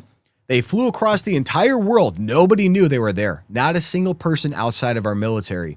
And they did the strike, and they didn't even know they were over Iran. All these advanced air defense systems that China and Russia's been shoving into Iran because they want to test it. They know that Iran is an enemy of the United States, so they shoved their best in there. And they didn't even pick up our B-2s were there. They didn't even know anything was going on until the first bomb hit the ground. And these guys think that, I mean, that's just a B-2. That's a 1980s technology. Our F-22s, our F-35s, and possibly F-47s have been flying around a little bit and doing tests on it. We have so much stuff that is so far above their pay grade. They're putting out crappy AI videos against Trump. And our AI that's over here is 100 times better. So they need to get a better tech department. Back to the chats here. Sorry, guys. All right, we got Curio's in today. Nice to see you, Curio. All right, so we have Clifford Johnson, Industrial, Bets, Sure Cash, whatever, Digital, all this BS, and Open Casino. Yeah, it is all. It's all gaming. It's just guessing, I guess. I mean, it's just weird. It's all weird. I didn't know you could bet on wars, but I guess you could bet on anything, right? From Vicky, she says, we have an entire war fleet sitting there. What do you think would be their chances of coming out in this one place? And I just saw my mom. It's my mom's birthday today. She turned 65. Happy birthday, Ma. You know who you are. She's on there. Music Chica. I saw you a few minutes ago. All right. So we got Clifford Johnson. No, bro, it's time to end the game there, and that's how to be done. There's a lot of infighting in the chats today, guys. No super chats between breaks, though. Huh. So we won't back down. We won't be threatened. Plus, Iran personally threatened President Trump. They did. And President Trump, he was on Air Force One, and he said that there are standing orders. If he were to get unalived or JD or anybody in close proximity to him, that there are standing orders to just go ahead and wipe Iran or whoever did it off of the map immediately. Standing orders, meaning if this happens, you do that. That is my last command to you. He is playing from a position of strength that Trump did not have during his 2016 term. All right. So Hitty Sykes saying, don't rehash it. Secrets should say secrets. I mean, if they're any good at what they do, they should know some of those secrets. All right. I know I talk fast. All right. Tom says, Tom, slow down. Please, you're going too fast. I get all excited and I love like going at it. And I do speak fast normally, and I will do better at being a little bit slower for you guys. I've been trying that today. I think it's my ADHD that kicks in. We're going to have our next topic here in a second here. Give it a second. I'm going to load that up. We have one more from Unveiled Truth. You're great, Tom. America. I'm going to do my best for you. Oh, Curio just popped in a $4.99 super chat. The Pope recently contracted the bird flu. They say he got it from one of the Cardinals. Hilarious. I miss dad jokes. Where you been? All right. So Stephen Colbert just caught red-handed trying to rig a Texas Senate primary on national television. Shocker. The liberal late-night host attempted to give one Democrat candidate millions of dollars in free publicity while completely shutting out his opponent. But when CBS lawyers stepped in to stop the blatant election interference, Colbert had a public meltdown that exposed the entire scheme. So this isn't just about one comedian's political preferences. This is about how the entertainment industry weaponizes television to pick winners and losers in our elections. Colbert tried to boost James Tallarico with a primetime interview while leaving Jasmine Crockett completely in the cold. And that's not entertainment. That's election manipulation. And when his own network's lawyers told him he couldn't break federal equal time laws, Colbert publicly attacked his parent company like a spoiled child who didn't get his way. And the most disturbing part, Tallarico's campaign raised over $2 million in 24 hours from this manufacturer controversy. And that's the power of this crazy media manipulation in action, guys. So speaking of things breaking quietly while the media focuses elsewhere, breaking news is breaking quietly, and most people completely missed it. While headlines focus on Colbert's television tantrum, the Trump administration just released a document that could fundamentally reshape America's mining sector. And this is real, and it's unfolding right now under Executive Order 14241. This goes far beyond typical policy changes. We're talking about a complete transformation of how America approaches critical mineral independence. The implications for copper mining specifically are massive. Vissla Copper has been positioning for exactly this moment. Their projects in Mexico's historic mining districts aren't just business ventures, they're strategic plays in most America's resource independence revolution. While mainstream media obsesses over late-night comedy drama, smart investors are paying attention to the real news that actually impacts your financial future. The mining renaissance is happening now. And that's the kind of story that actually matters for your portfolio, unlike Hollywood's political theater. But here's the twist that nobody's talking about. Why would Democrats want to sabotage Jasmine Crockett's Senate run? It's not like she's crazy, right? She's exactly the kind of candidate the left usually promotes. She's crazy. She's a far less communist. She's insane. Unless there's something about her campaign that makes the establishment nervous. Maybe she's not controllable enough for their taste. Or maybe Tallarico promised them something Crockett wouldn't deliver. Let's see what the X-Posts have to say. I'll try to speak a little bit slower for you guys. Give it a second here. It's loading back up. I think the whole Jasmine Crockett and Colbert thing, I mean, Jasmine's been making a lot of news lately, but then she goes out into the markets. One day she talks like a different person. The other day she talks somebody else. She's a very highly educated person, but she doesn't speak that way. Nor does she communicate her values like that. From the Media Research Center, we have Stephen Colbert thinks he's above the law. This is also the same guy who cheered when President Trump was banned from all social media platforms. Remember how they cheered for that? They delisted and depersoned the President of the United States, the leader of the free world. Imagine the kind of implications that had for fledgling democracies in Africa and other countries where they want to model themselves after America. And then the person that's leading the free speech, they ban them. Think about that. Let's see what Stephen has to say. I could have swore late shows were kind of joke shows. And it seems like every time we hear from Colbert, it's some political diatribe. I guess maybe that's why he's lost his job. But what do you think about this whole episode? Is it just the proof in the pudding that what he's doing has got to go? Well, now the late shows are all therapy sessions with also Kimmel coming out. He's just a walking, talking mop at this point, crying all the time. But Stephen Colbert, as CJ put it, he is so desperate to have his favorite white male candidate to defeat the black female candidate. In this case, it's Jasmine Crockett. Colbert thinks he is above the law.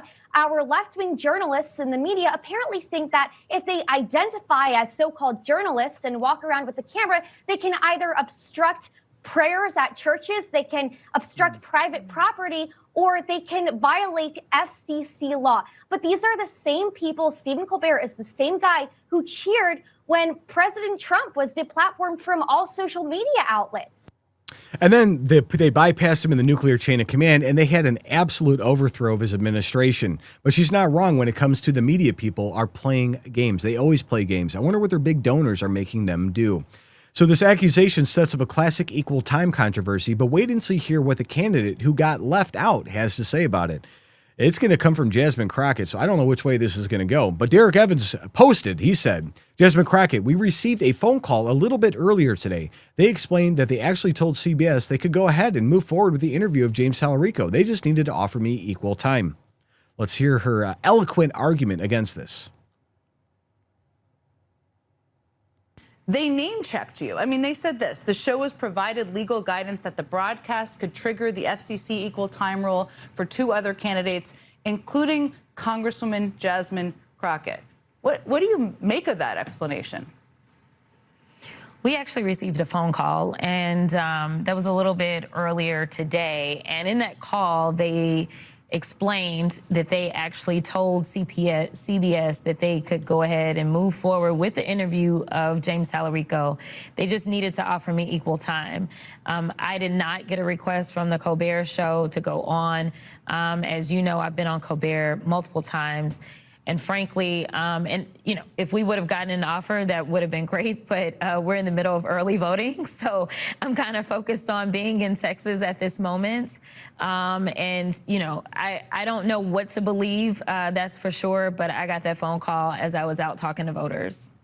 That's it. So there's so many things to talk to you about again. But they called you today, but they decided not to air the interview last night.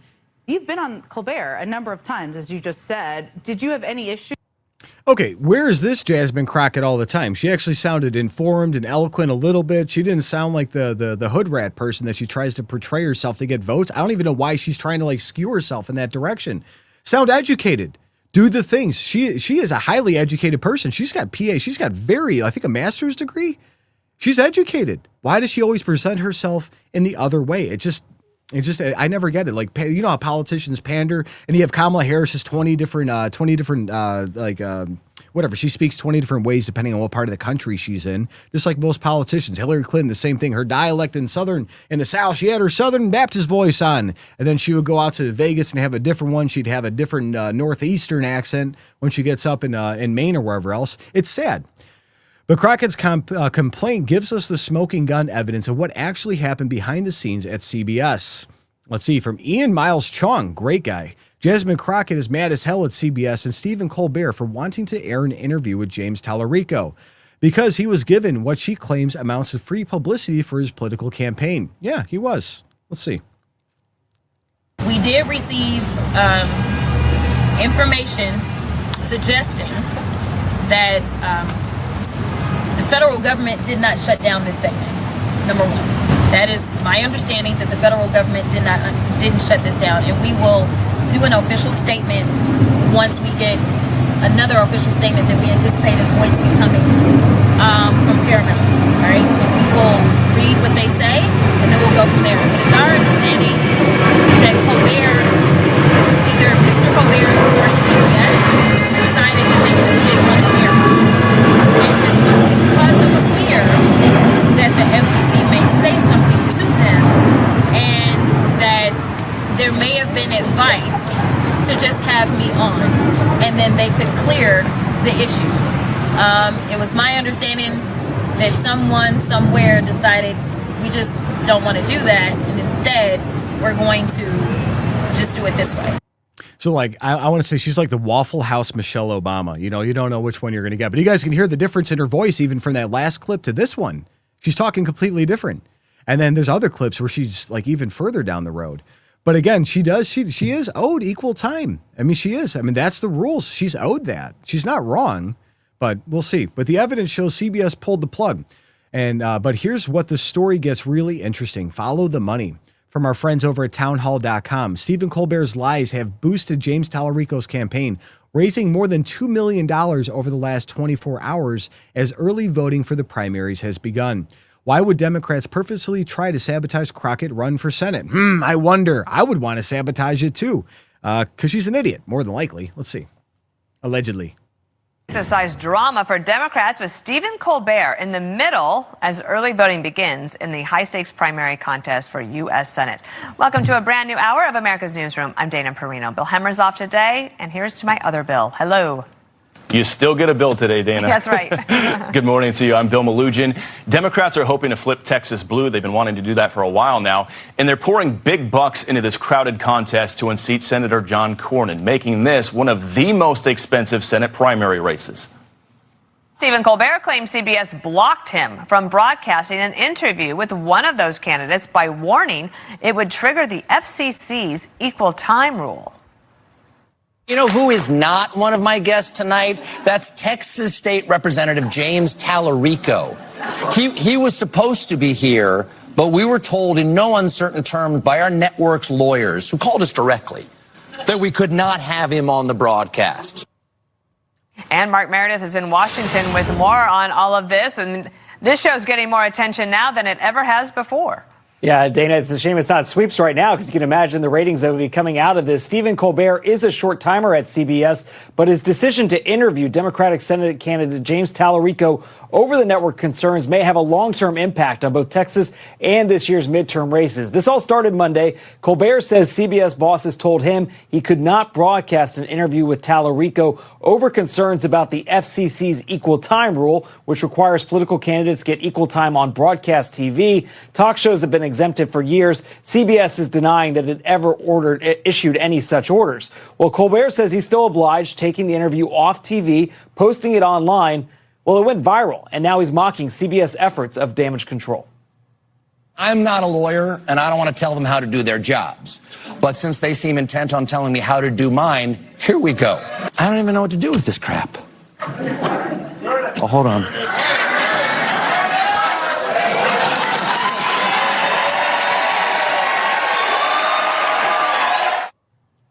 This TV drama is boosting Tallarico's campaign. It reports raising more than $2 million over the last 24 hours. Timing matters as early voting is underway in Texas.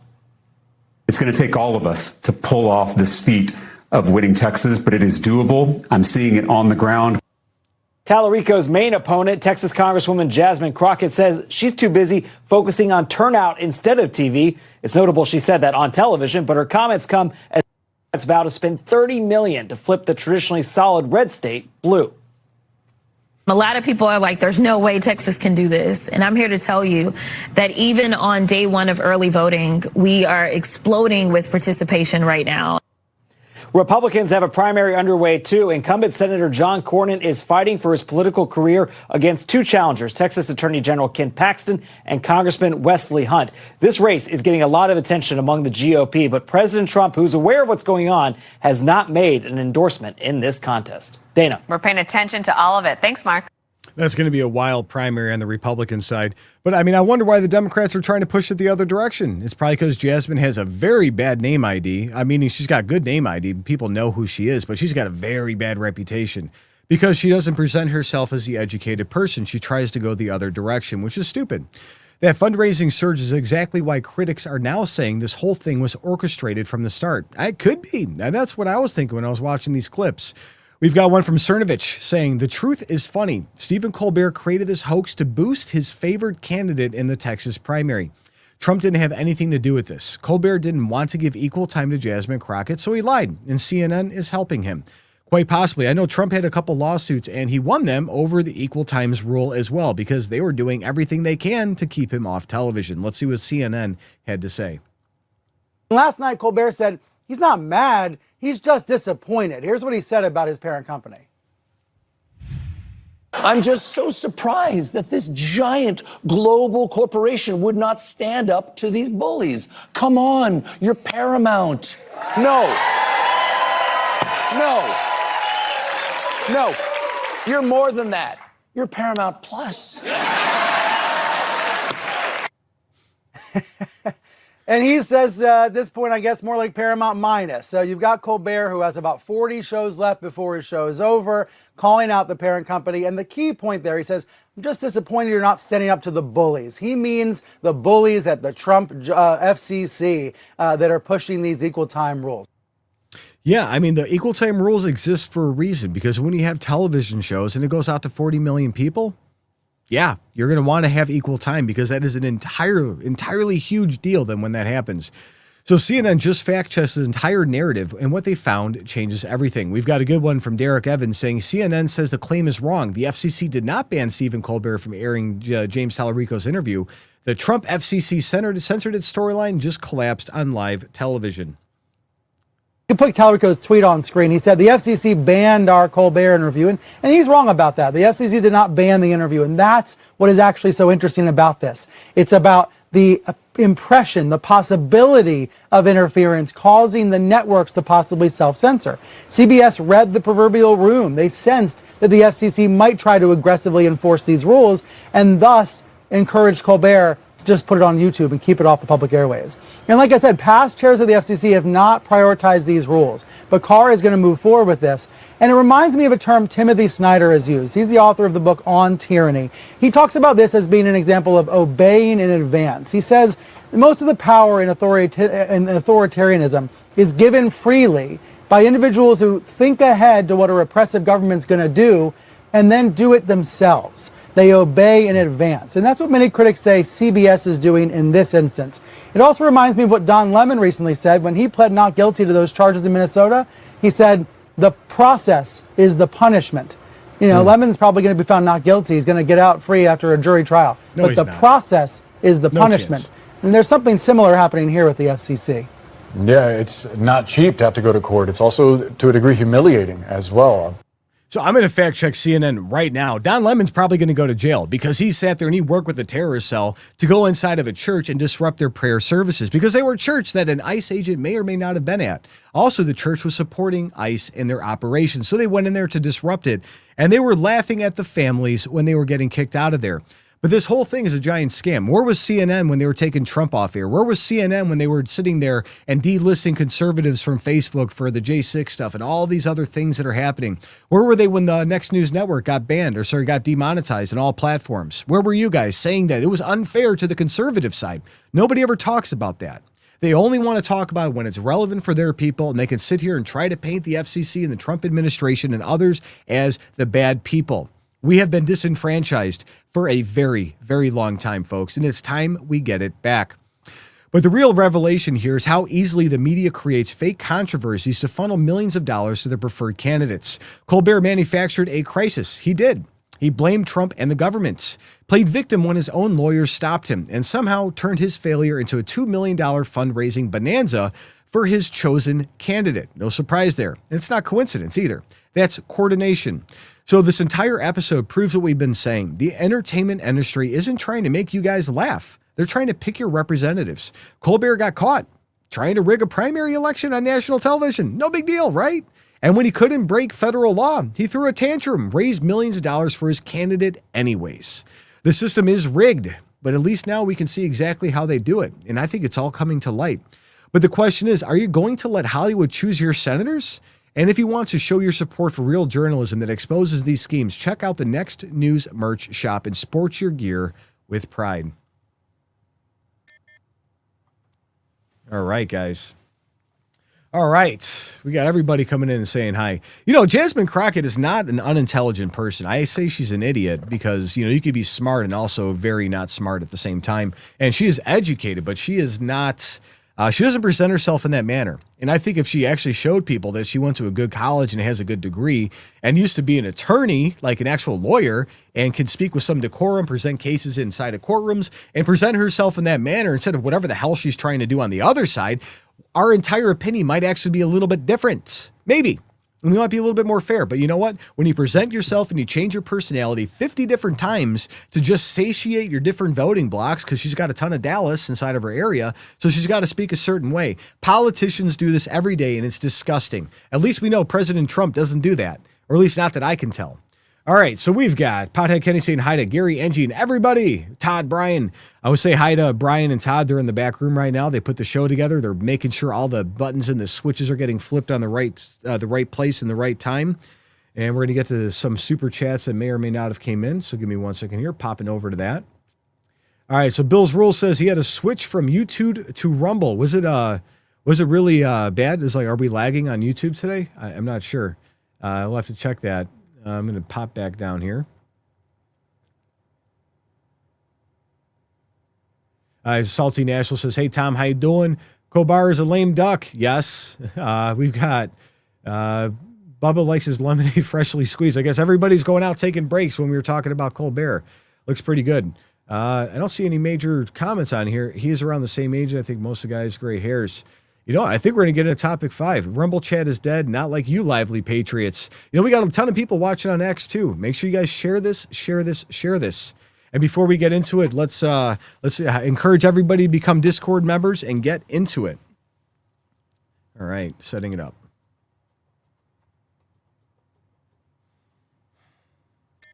Mark Zuckerberg just walked into a Los Angeles courthouse, and this isn't just another softball congressional hearing. This is a real trial with real consequences that could cost big tech billions of dollars. Parents who lost children to social media addiction are seeking justice. And when reporters asked Zuckerberg if he had a message for grieving families, he stayed completely silent. The question is, what's he really hiding? So this trial isn't just about one billionaire's liability. It's about whether Silicon Valley elites can be held accountable for deliberately addicting our children. We're talking about algorithms designed to hook kids, internal documents showing they knew the harm they were causing, a pattern of putting profits over protecting American families. And if these parents win, it could trigger a cascade of lawsuits that fundamentally change how social media operates forever. But here's a political angle. This is happening in California with a California jury. While Democrats have spent years protecting their big tech donors, I wonder how this is going to go. The Instagram CEO claimed he's balancing addiction risks with free speech rights. But whose free speech are we really protecting here? It's definitely not the conservative side, guys. We get blacklisted all the time. But speaking of accountability and what's really driving power behind the scenes, we have breaking tonight. While Wall Street fixates on gold, silver, and headline commodities, There's a strategic metal quietly driving defense policy, military procurement, and geopolitical planning behind the scenes. It's not flashy, and most investors never discuss it, but governments and defense contractors are stockpiling it for critical infrastructure projects. This isn't speculation, it's strategic national security positioning. While everybody's debating big tech's influence, smart money understands that real power comes from controlling the materials that build our defense systems, our power grids, and advanced manufacturing. The question isn't whether you should know about this, it's whether you can afford not to. And Saga Metal provides exclusive access to these strategic opportunities that government insiders and defense contractors already fully understand. We're going to get back to Zuckerberg's day of reckoning in California. But here's what the mainstream media does not want to tell you guys. This trial is exposing internal Meta documents that show they knew exactly how addictive their platforms were for children. They're not stupid. They designed it this way. We're not talking about accidental harm. We're talking about deliberate design choices to maximize engagement from the developing minds. The legal expert called this a bellwether case, which means if these parents win, thousands more lawsuits could follow. And Zuckerberg's silence, when asked about grieving families, tells you everything you need to know. Let's go ahead and get into this insanity. All right, so do you guys know, like Cocomelon on YouTube, or there's some shows on YouTube, they cut a scene every 4 seconds, or every 4 to 6 seconds. And that's because children's attention span lags after about 7 seconds. 7 to 10 seconds is when a 1-year-old to 5-year-old attention span phases out. So if you have a cut scene every 3 to 7 seconds, cutscene. It keeps the children engaged. And that's why those shows are so addictive to these kids. It's the same thing with social media. We get these little dopamine hits all day. You put up a picture, you get a like, you get a comment. Oh, it makes you feel good about yourself. Do you like my glasses? Don't like the glasses. What's going on? You constantly get these dopamine hits, and it's designed to do that. Let's see what happens. From Mario Nuafal, the masks have come off, and is anybody surprised? Let's see. Actually, you know what? We're going to get to that one in a bit. That's a breaking story, and I want to close it off with that one. My apologies. But on CBS Morning, Meta CEO Zuckerberg will testify on Wednesday in a civil case about kids and social media. And Zuckerberg denies allegations that Instagram is designed to be addictive and that kids are not protected. But let's see what they have to say. Mark Zuckerberg will be grilled before a jury in this landmark trial that's asking whether Meta, the parent company of Instagram and Facebook and YouTube owned by Google, put profits over users' safety. And what Zuckerberg says today and the eventual verdict will impact scores of other lawsuits nationwide. Today in Los Angeles, Facebook co-founder and Meta CEO Mark Zuckerberg is taking a stand before a jury to defend his company. The plaintiff, a woman with the initials KGM, alleges that Instagram, Facebook, and YouTube were intentionally designed to be addictive, with infinite scrolling, autoplay, and recommendation algorithms. She died because they kept feeding her the content nonstop. Lori Schott's 18-year-old daughter, Annalie, died by suicide. Schott is suing Meta and 3 other companies in a separate lawsuit over what she says her daughter was exposed to. Her algorithms were changed, and it would start sending her content that said, here's a gun and 2 bullets. Why don't you take your life? All your pain will be gone. Zuckerberg's testimony is likely to focus on how his platforms protect users. The defense has argued that mental health issues, not the platform's designs, have influenced plaintiffs. Melody Dinshar is a tech lawyer at UCLA. There have been comparisons that this trial is the new big tobacco trial. What do you think?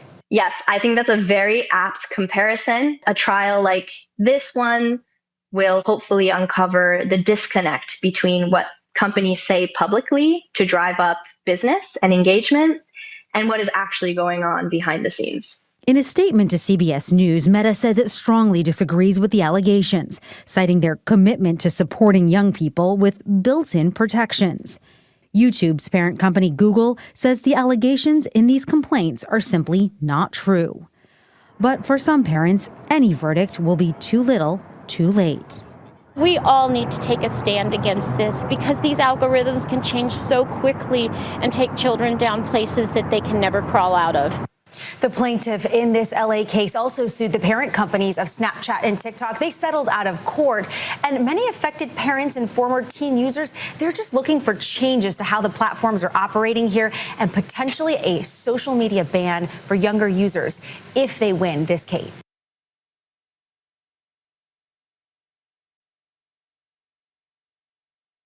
I know if you're in your feels, you're on TikTok or something like that, or you're scrolling Facebook Reels or whatever, and you're in your feels and you watch one video that's a little bit too long, that's your entire feed for the next 3 days. It's like, oh, help with this, help with that, talk about this, and it's all whatever you decide to talk about, even around your phone. So when these kids get on there and this happens and like they say, hey, I'm feeling depressed, they type in something on Google or something like that. Google picks it up and then sends it over to Instagram, or they watch something a little bit too long. Then they start getting that constantly fed to them. And it's exactly what they're doing. And honestly, anybody can just lie about their age anyways on these bans. So the whole thing is just a bit weird. So CBS sets the stage with parental heartbreak. Now Fox News shows us how dangerous this courtroom battle will be for Zuckerberg himself. We've got from Fox and Friends, it says he's stepping into the lion's den. From Greg Jarrett on Mark Zuckerberg, he says taking the stand in the landmark social trial resumes, facing anguished parents and tough questions over internet media usage. Let's see. Zuckerberg has never been warm and fuzzy in public settings. He's probably spent countless hours with his lawyers, preparing for what's going to happen today. He knows a lot is at stake. If the plaintiff wins, it would open a Pandora's box. Thousands of similar lawsuits, many of which have already been filed. So this is really the bellwether. Zuckerberg will be equipped. He's not going to face any questions his lawyers haven't prepared him for. He's going to deny that his company's products are defective, and he'll draw a distinction between clinical addiction and problematic use. Head of Instagram did that last week. And Zuckerberg will emphasize how the company has more recently installed safety tools, privacy settings, content restrictions for minors. But, make no mistake, this is a hostile audience of angry, weeping moms packing the courtroom in Los Angeles. The judges warned him, knock it off. But he's stepping into the lion's den, not easy. I will say, okay, all these parents in California that are upset over this, which I get, I understand she lost her daughter, yes, and that is horrific, and it probably has a lot to do with social media, and I'm not trying to be disingenuous here. But I will say, all of this has been contrived. They've been doing this for a very long time. They know what they are doing, and it's these people design these programs to be the same way. They know what they're doing. And they're going into courtrooms and they're talking about this stuff, and they're going to go out there and bring up all these use cases and everything else. But it's people. People are the problem as well. But where is the outrage from these parents about the story hours? I don't know if I could say certain words. The story hours inside the libraries where our kids go to school and they've got people dancing in front of them in outfits I wouldn't want my children to see. Where's the same outrage? Come on, you can't pick and choose these topics. You can't one day want children to be safe when they're minors on social media and then sit there and let them go to the DEI crazy alphabet soup stuff that's going on in the schools. There has to be, everybody's got to be in it. If you're in it for one, you got to be in it for everything. And these are the same people that are saying Epstein's not real. It's pretty weird. But Fox frames this as a lion's den. But the real question isn't about danger. It's about intent. And that's where this gets legally explosive. From the Media Research Center, did Mark Zuckerberg intentionally design his product to addict kids and make money off that addiction? Or is he trying to make a product that people liked and balance and risk and reward? Let's see. Joining me now is attorney and Media Research Center Vice President of Free Speech, Dan Schneider. Dan, thank you so much for joining us. It's a high-profile day when it comes to this trial. What will Mark Zuckerberg's strategy be as he fights allegations that his platform, Instagram in this case, is intentionally addictive? Right. You have to remember, he founded this company. He runs this company. He made most of the decisions that are at issue in this litigation. Did he intentionally design his product to addict kids and to make money off of that addiction? Or was he simply trying to make a product that kids liked, that adults liked, and trying to balance the risks and the rewards from it? Well, I know my children go to private school, and I think homeschooling in private school is somewhere to absolutely look at. It's more like a homeschool group type thing. But I think that's where we know that my kids won't be exposed to this stuff until they're age and mentally clear enough. I think a lot of parents stick their children in front of tablets when they're a young age and they don't know what's being put in front of them. So you do that for 10 plus years. It's a product of the internet. They're not even a product of the raising anymore. But the intent question leads us straight to the courthouse steps where Zuckerberg is literally walking to billions of dollars in potential damages. Potentially, we'll see.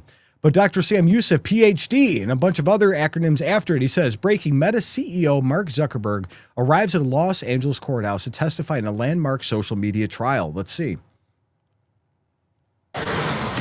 Mark Zuckerberg, media mogul, has arrived at court now. You are watching this live as he gets ready to testify today in a trial that will look at his platform, Meta, Facebook, Instagram. It will look at what he has created and decide, is it addictive for children to use, and did you make it addictive on purpose?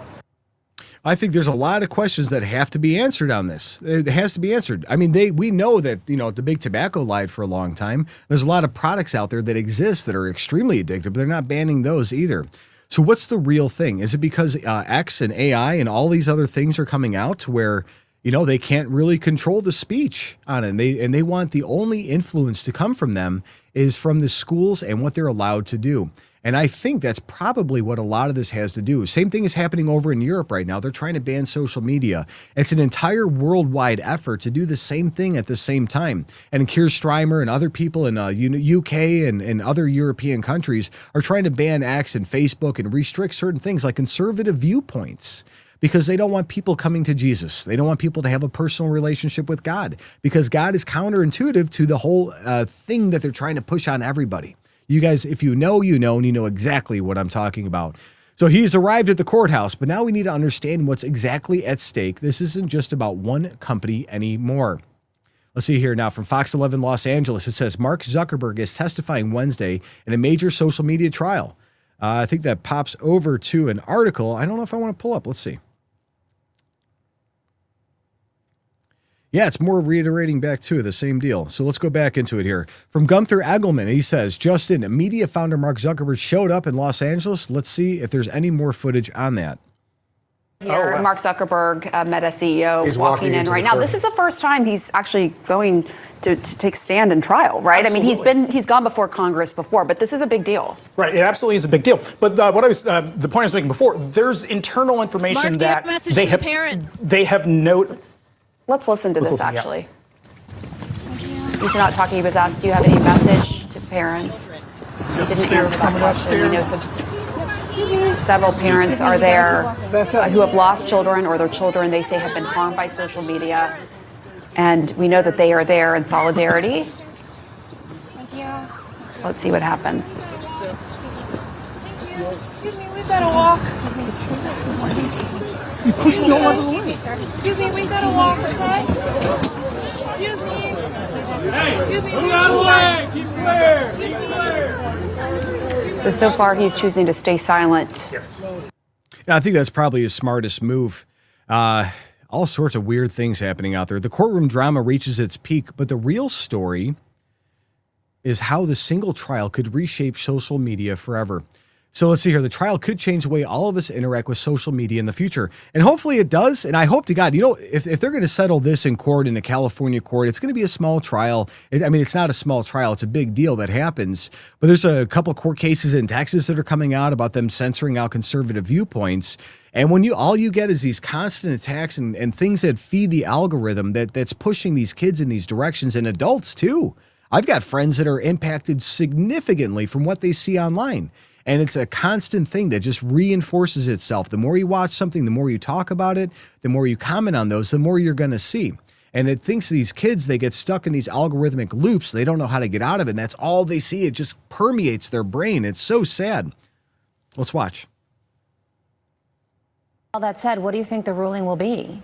Well, we've got 6 weeks of trial to go. That's right. Maybe a little too premature. The whole case could weigh exactly today on what Mark Zuckerberg says and doesn't say. But free speech is so important to you. So are there any implications regarding free speech if the plaintiff does get what she wants when it comes to this? Right. So the Instagram CEO did testify the other day that he's trying to balance the risks of addiction with free speech rights.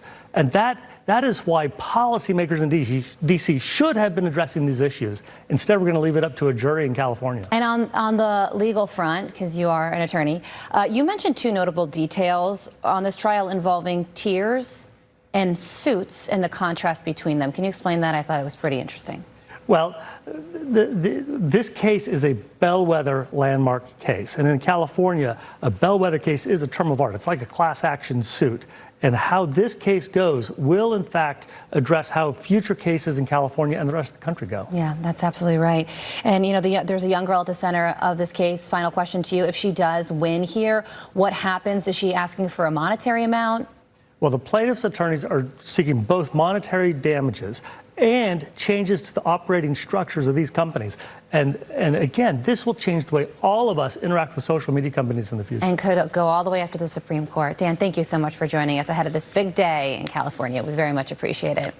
I think whatever the resolution of this, it's going to be interesting. And it's going to be interesting to see where this goes. It's pretty clear that what they're doing intentionally. And I think there's a lot to be said on that narrative for it. But it's also, they can control the algorithm. They can change things. They can see what you see. They can pick and choose what you see. They can tell you if you guys are even going to see the stream tonight or any of the videos that we put out. All of this is controlled by algorithms that are being made by people we have no knowledge of. It could be AI. It could be some guy that's doing that. It could be somebody with an agenda. And a lot of times it's an agenda. And I think they're pushing these things on children, including some of the self-harm and some of the depressing stuff, because the kids get stuck in those ruts. They might look at something, they might talk about it, and then they just keep getting it shoved down their throat where they think that is their only way out. And it's sad, and it's not your only way out. There's people, there's so much help and resources out there. They need to push that a lot better. So the smoking gun in this, the internal meta research showing that they studied addiction patterns in minors and doubled down on all of this anyways. While Zuckerberg claims this should be handled by policymakers in DC, he spent millions of dollars lobbying those same politicians. Now he's facing real parents, real grief, and real consequences in a courtroom where his money and influence cannot buy him immunity. But this trial represents something bigger than just big tech accountability. It's about whether American families can get justice when corporate giants harm their children. For too long, Silicon Valley has operated like they're above the law, protected by their own political donations and revolving door relationships with all the regulators that are in there. But grieving parents don't care about Zuckerberg's net worth or his congressional testimony theatrics. They want answers, and they deserve them. I'm a parent. I deserve them. If you're a parent, we deserve those same answers too. Because our children eventually will be on these systems. And we have to know if it's safe, if they're going to push them in a direction.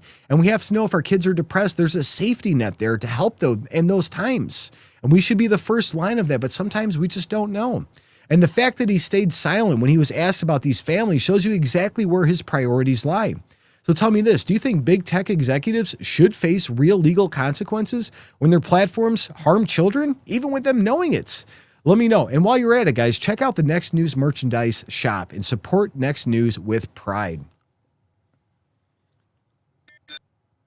All right. That was fun. I saw we had a couple super chats come in. I mean, these guys, they program the algorithm. They do. They control what you guys see, where your shares go. And if you talk about something around your phone, AI is picking it up anyway, shoving it back into the algorithm. Like if you talk about buying a coffee cup, I guarantee I'm going to see 50 coffee cup ads. Or I could say, hey, my house needs solar. And now that I've said that, all your phones are going to have ads popping up for solar energy for my house for the next week now, I'm guessing. Anytime you're on Facebook, Google, and wherever else. So it's crazy that happens on a daily basis. Every second of every day is being recorded. So we have a couple super chats coming in from Janie4472. Says, you're doing a great job, Tom. Good to have you back. Gary, hoping your assignment is going well. Come home safe to us. We miss you, and God bless the United States of America and our N3 family. Thank you, Janie, for that. We have Vicky1951 saying, God bless and protect America. God and bless protect President Trump, his family, and his administration. And God bless and protect my N3 friends. We'll protect you as well, and God bless all of you as well. And I always try to close off the segments or the shows with just saying God bless and thank you guys for coming out, all these fun things. I'm going to get to a couple chats here real quick, and I guess we'll close out. It says, Lord bless you and your family, from David Wallenkaren. That is, beware of lying, power, and happy people, right? I'm going through a couple here. Unveiled Truth says, I have laser eyes. When people laugh in court or me in surgery have C-section, they immediately get big eyes and shut up. I rule. Karen Finley says everybody needs God. And that was one of the things I never expected my kids to go to a homeschool base. They have an Abeka curriculum where it's a God-based religion. And my kids are getting such a well-grounded foundation. They don't even know some of the crazy stuff. I do news every day. They know I do news every day. They know I go to the White House with Gary for the next news. I'm a correspondent there. They know I see all these crazy things, and I try to shield them and only give them small glimpses into the actual world. And I have to talk in code a lot of times because my kids are young, and I don't want them to know some of the atrocities that happen on a daily basis. But when you give them tablets and they go on Facebook and they go on YouTube and you don't have the parental restrictions, you're not watching every single channel that's out there, they get fed some crazy stuff because they want to program your children. They do this at the schools. They do this everywhere. And I think it's like, okay, I'm going to have a Kevin White says public schools and teachers unions and Democrats are grooming America's children. Couldn't agree more. They're doing that.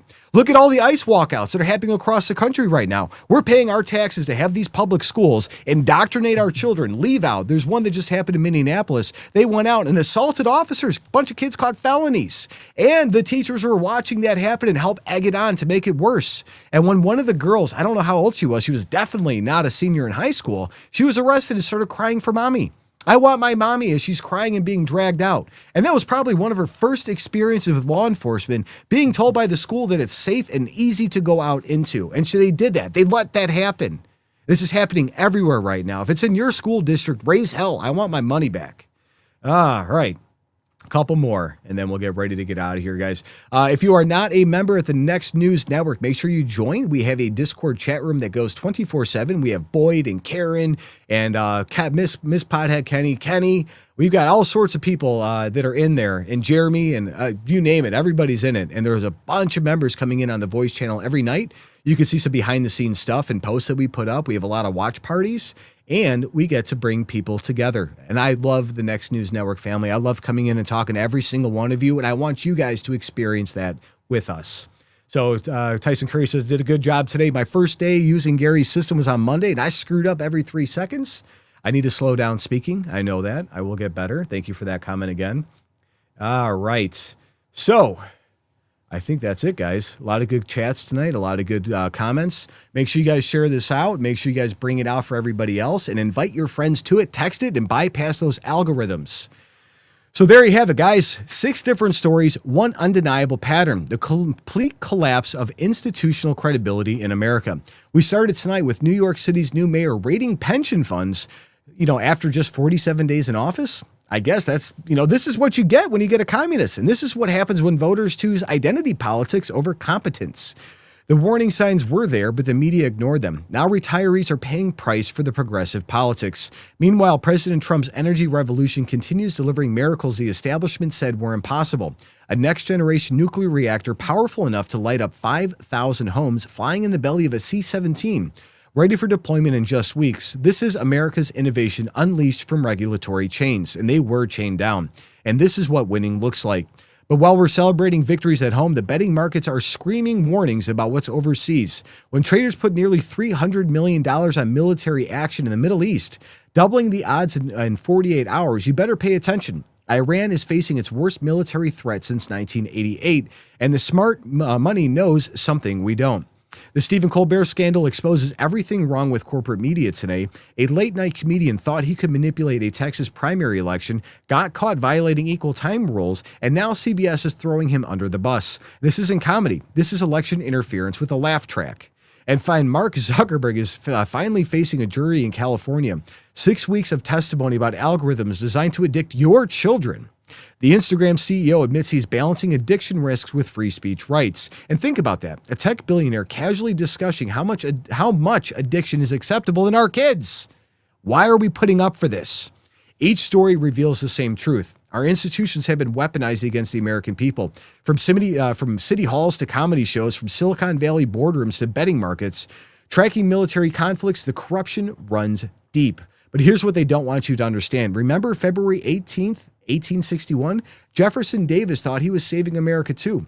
He believed his vision was righteous. His cause was just. But division and failed leadership led to catastrophic consequences. Davis and his Confederacy collapsed because you cannot build a nation on lies. And today's radical left is making the same mistake. They're dividing America, weaponizing institutions, and betting everything on maintaining power through deception and trying to live up to their communist ideals. But we live in a free republic, and it will stay that way if we can make it stay that way. But truth has a way of winning, and America has a way of fighting back. And that's why we're here. That's why the raw feed matters. That's why the work that we do matters. We're connecting dots they hope you guys are never going to see. But before you go, make sure you grab your gear at shop.nextnewsnetwork.com. And thanks to all of our Super Chat contributors and everyone dropping Rumble rants tonight. You make this show possible. The swamp is panicking, patriots are rising, and America is winning. And again, I'm Tom McCullough filling in for Gary Franchi, who will be back on Monday. And this has been the Raw Feed. Stay alert, stay free, and God bless.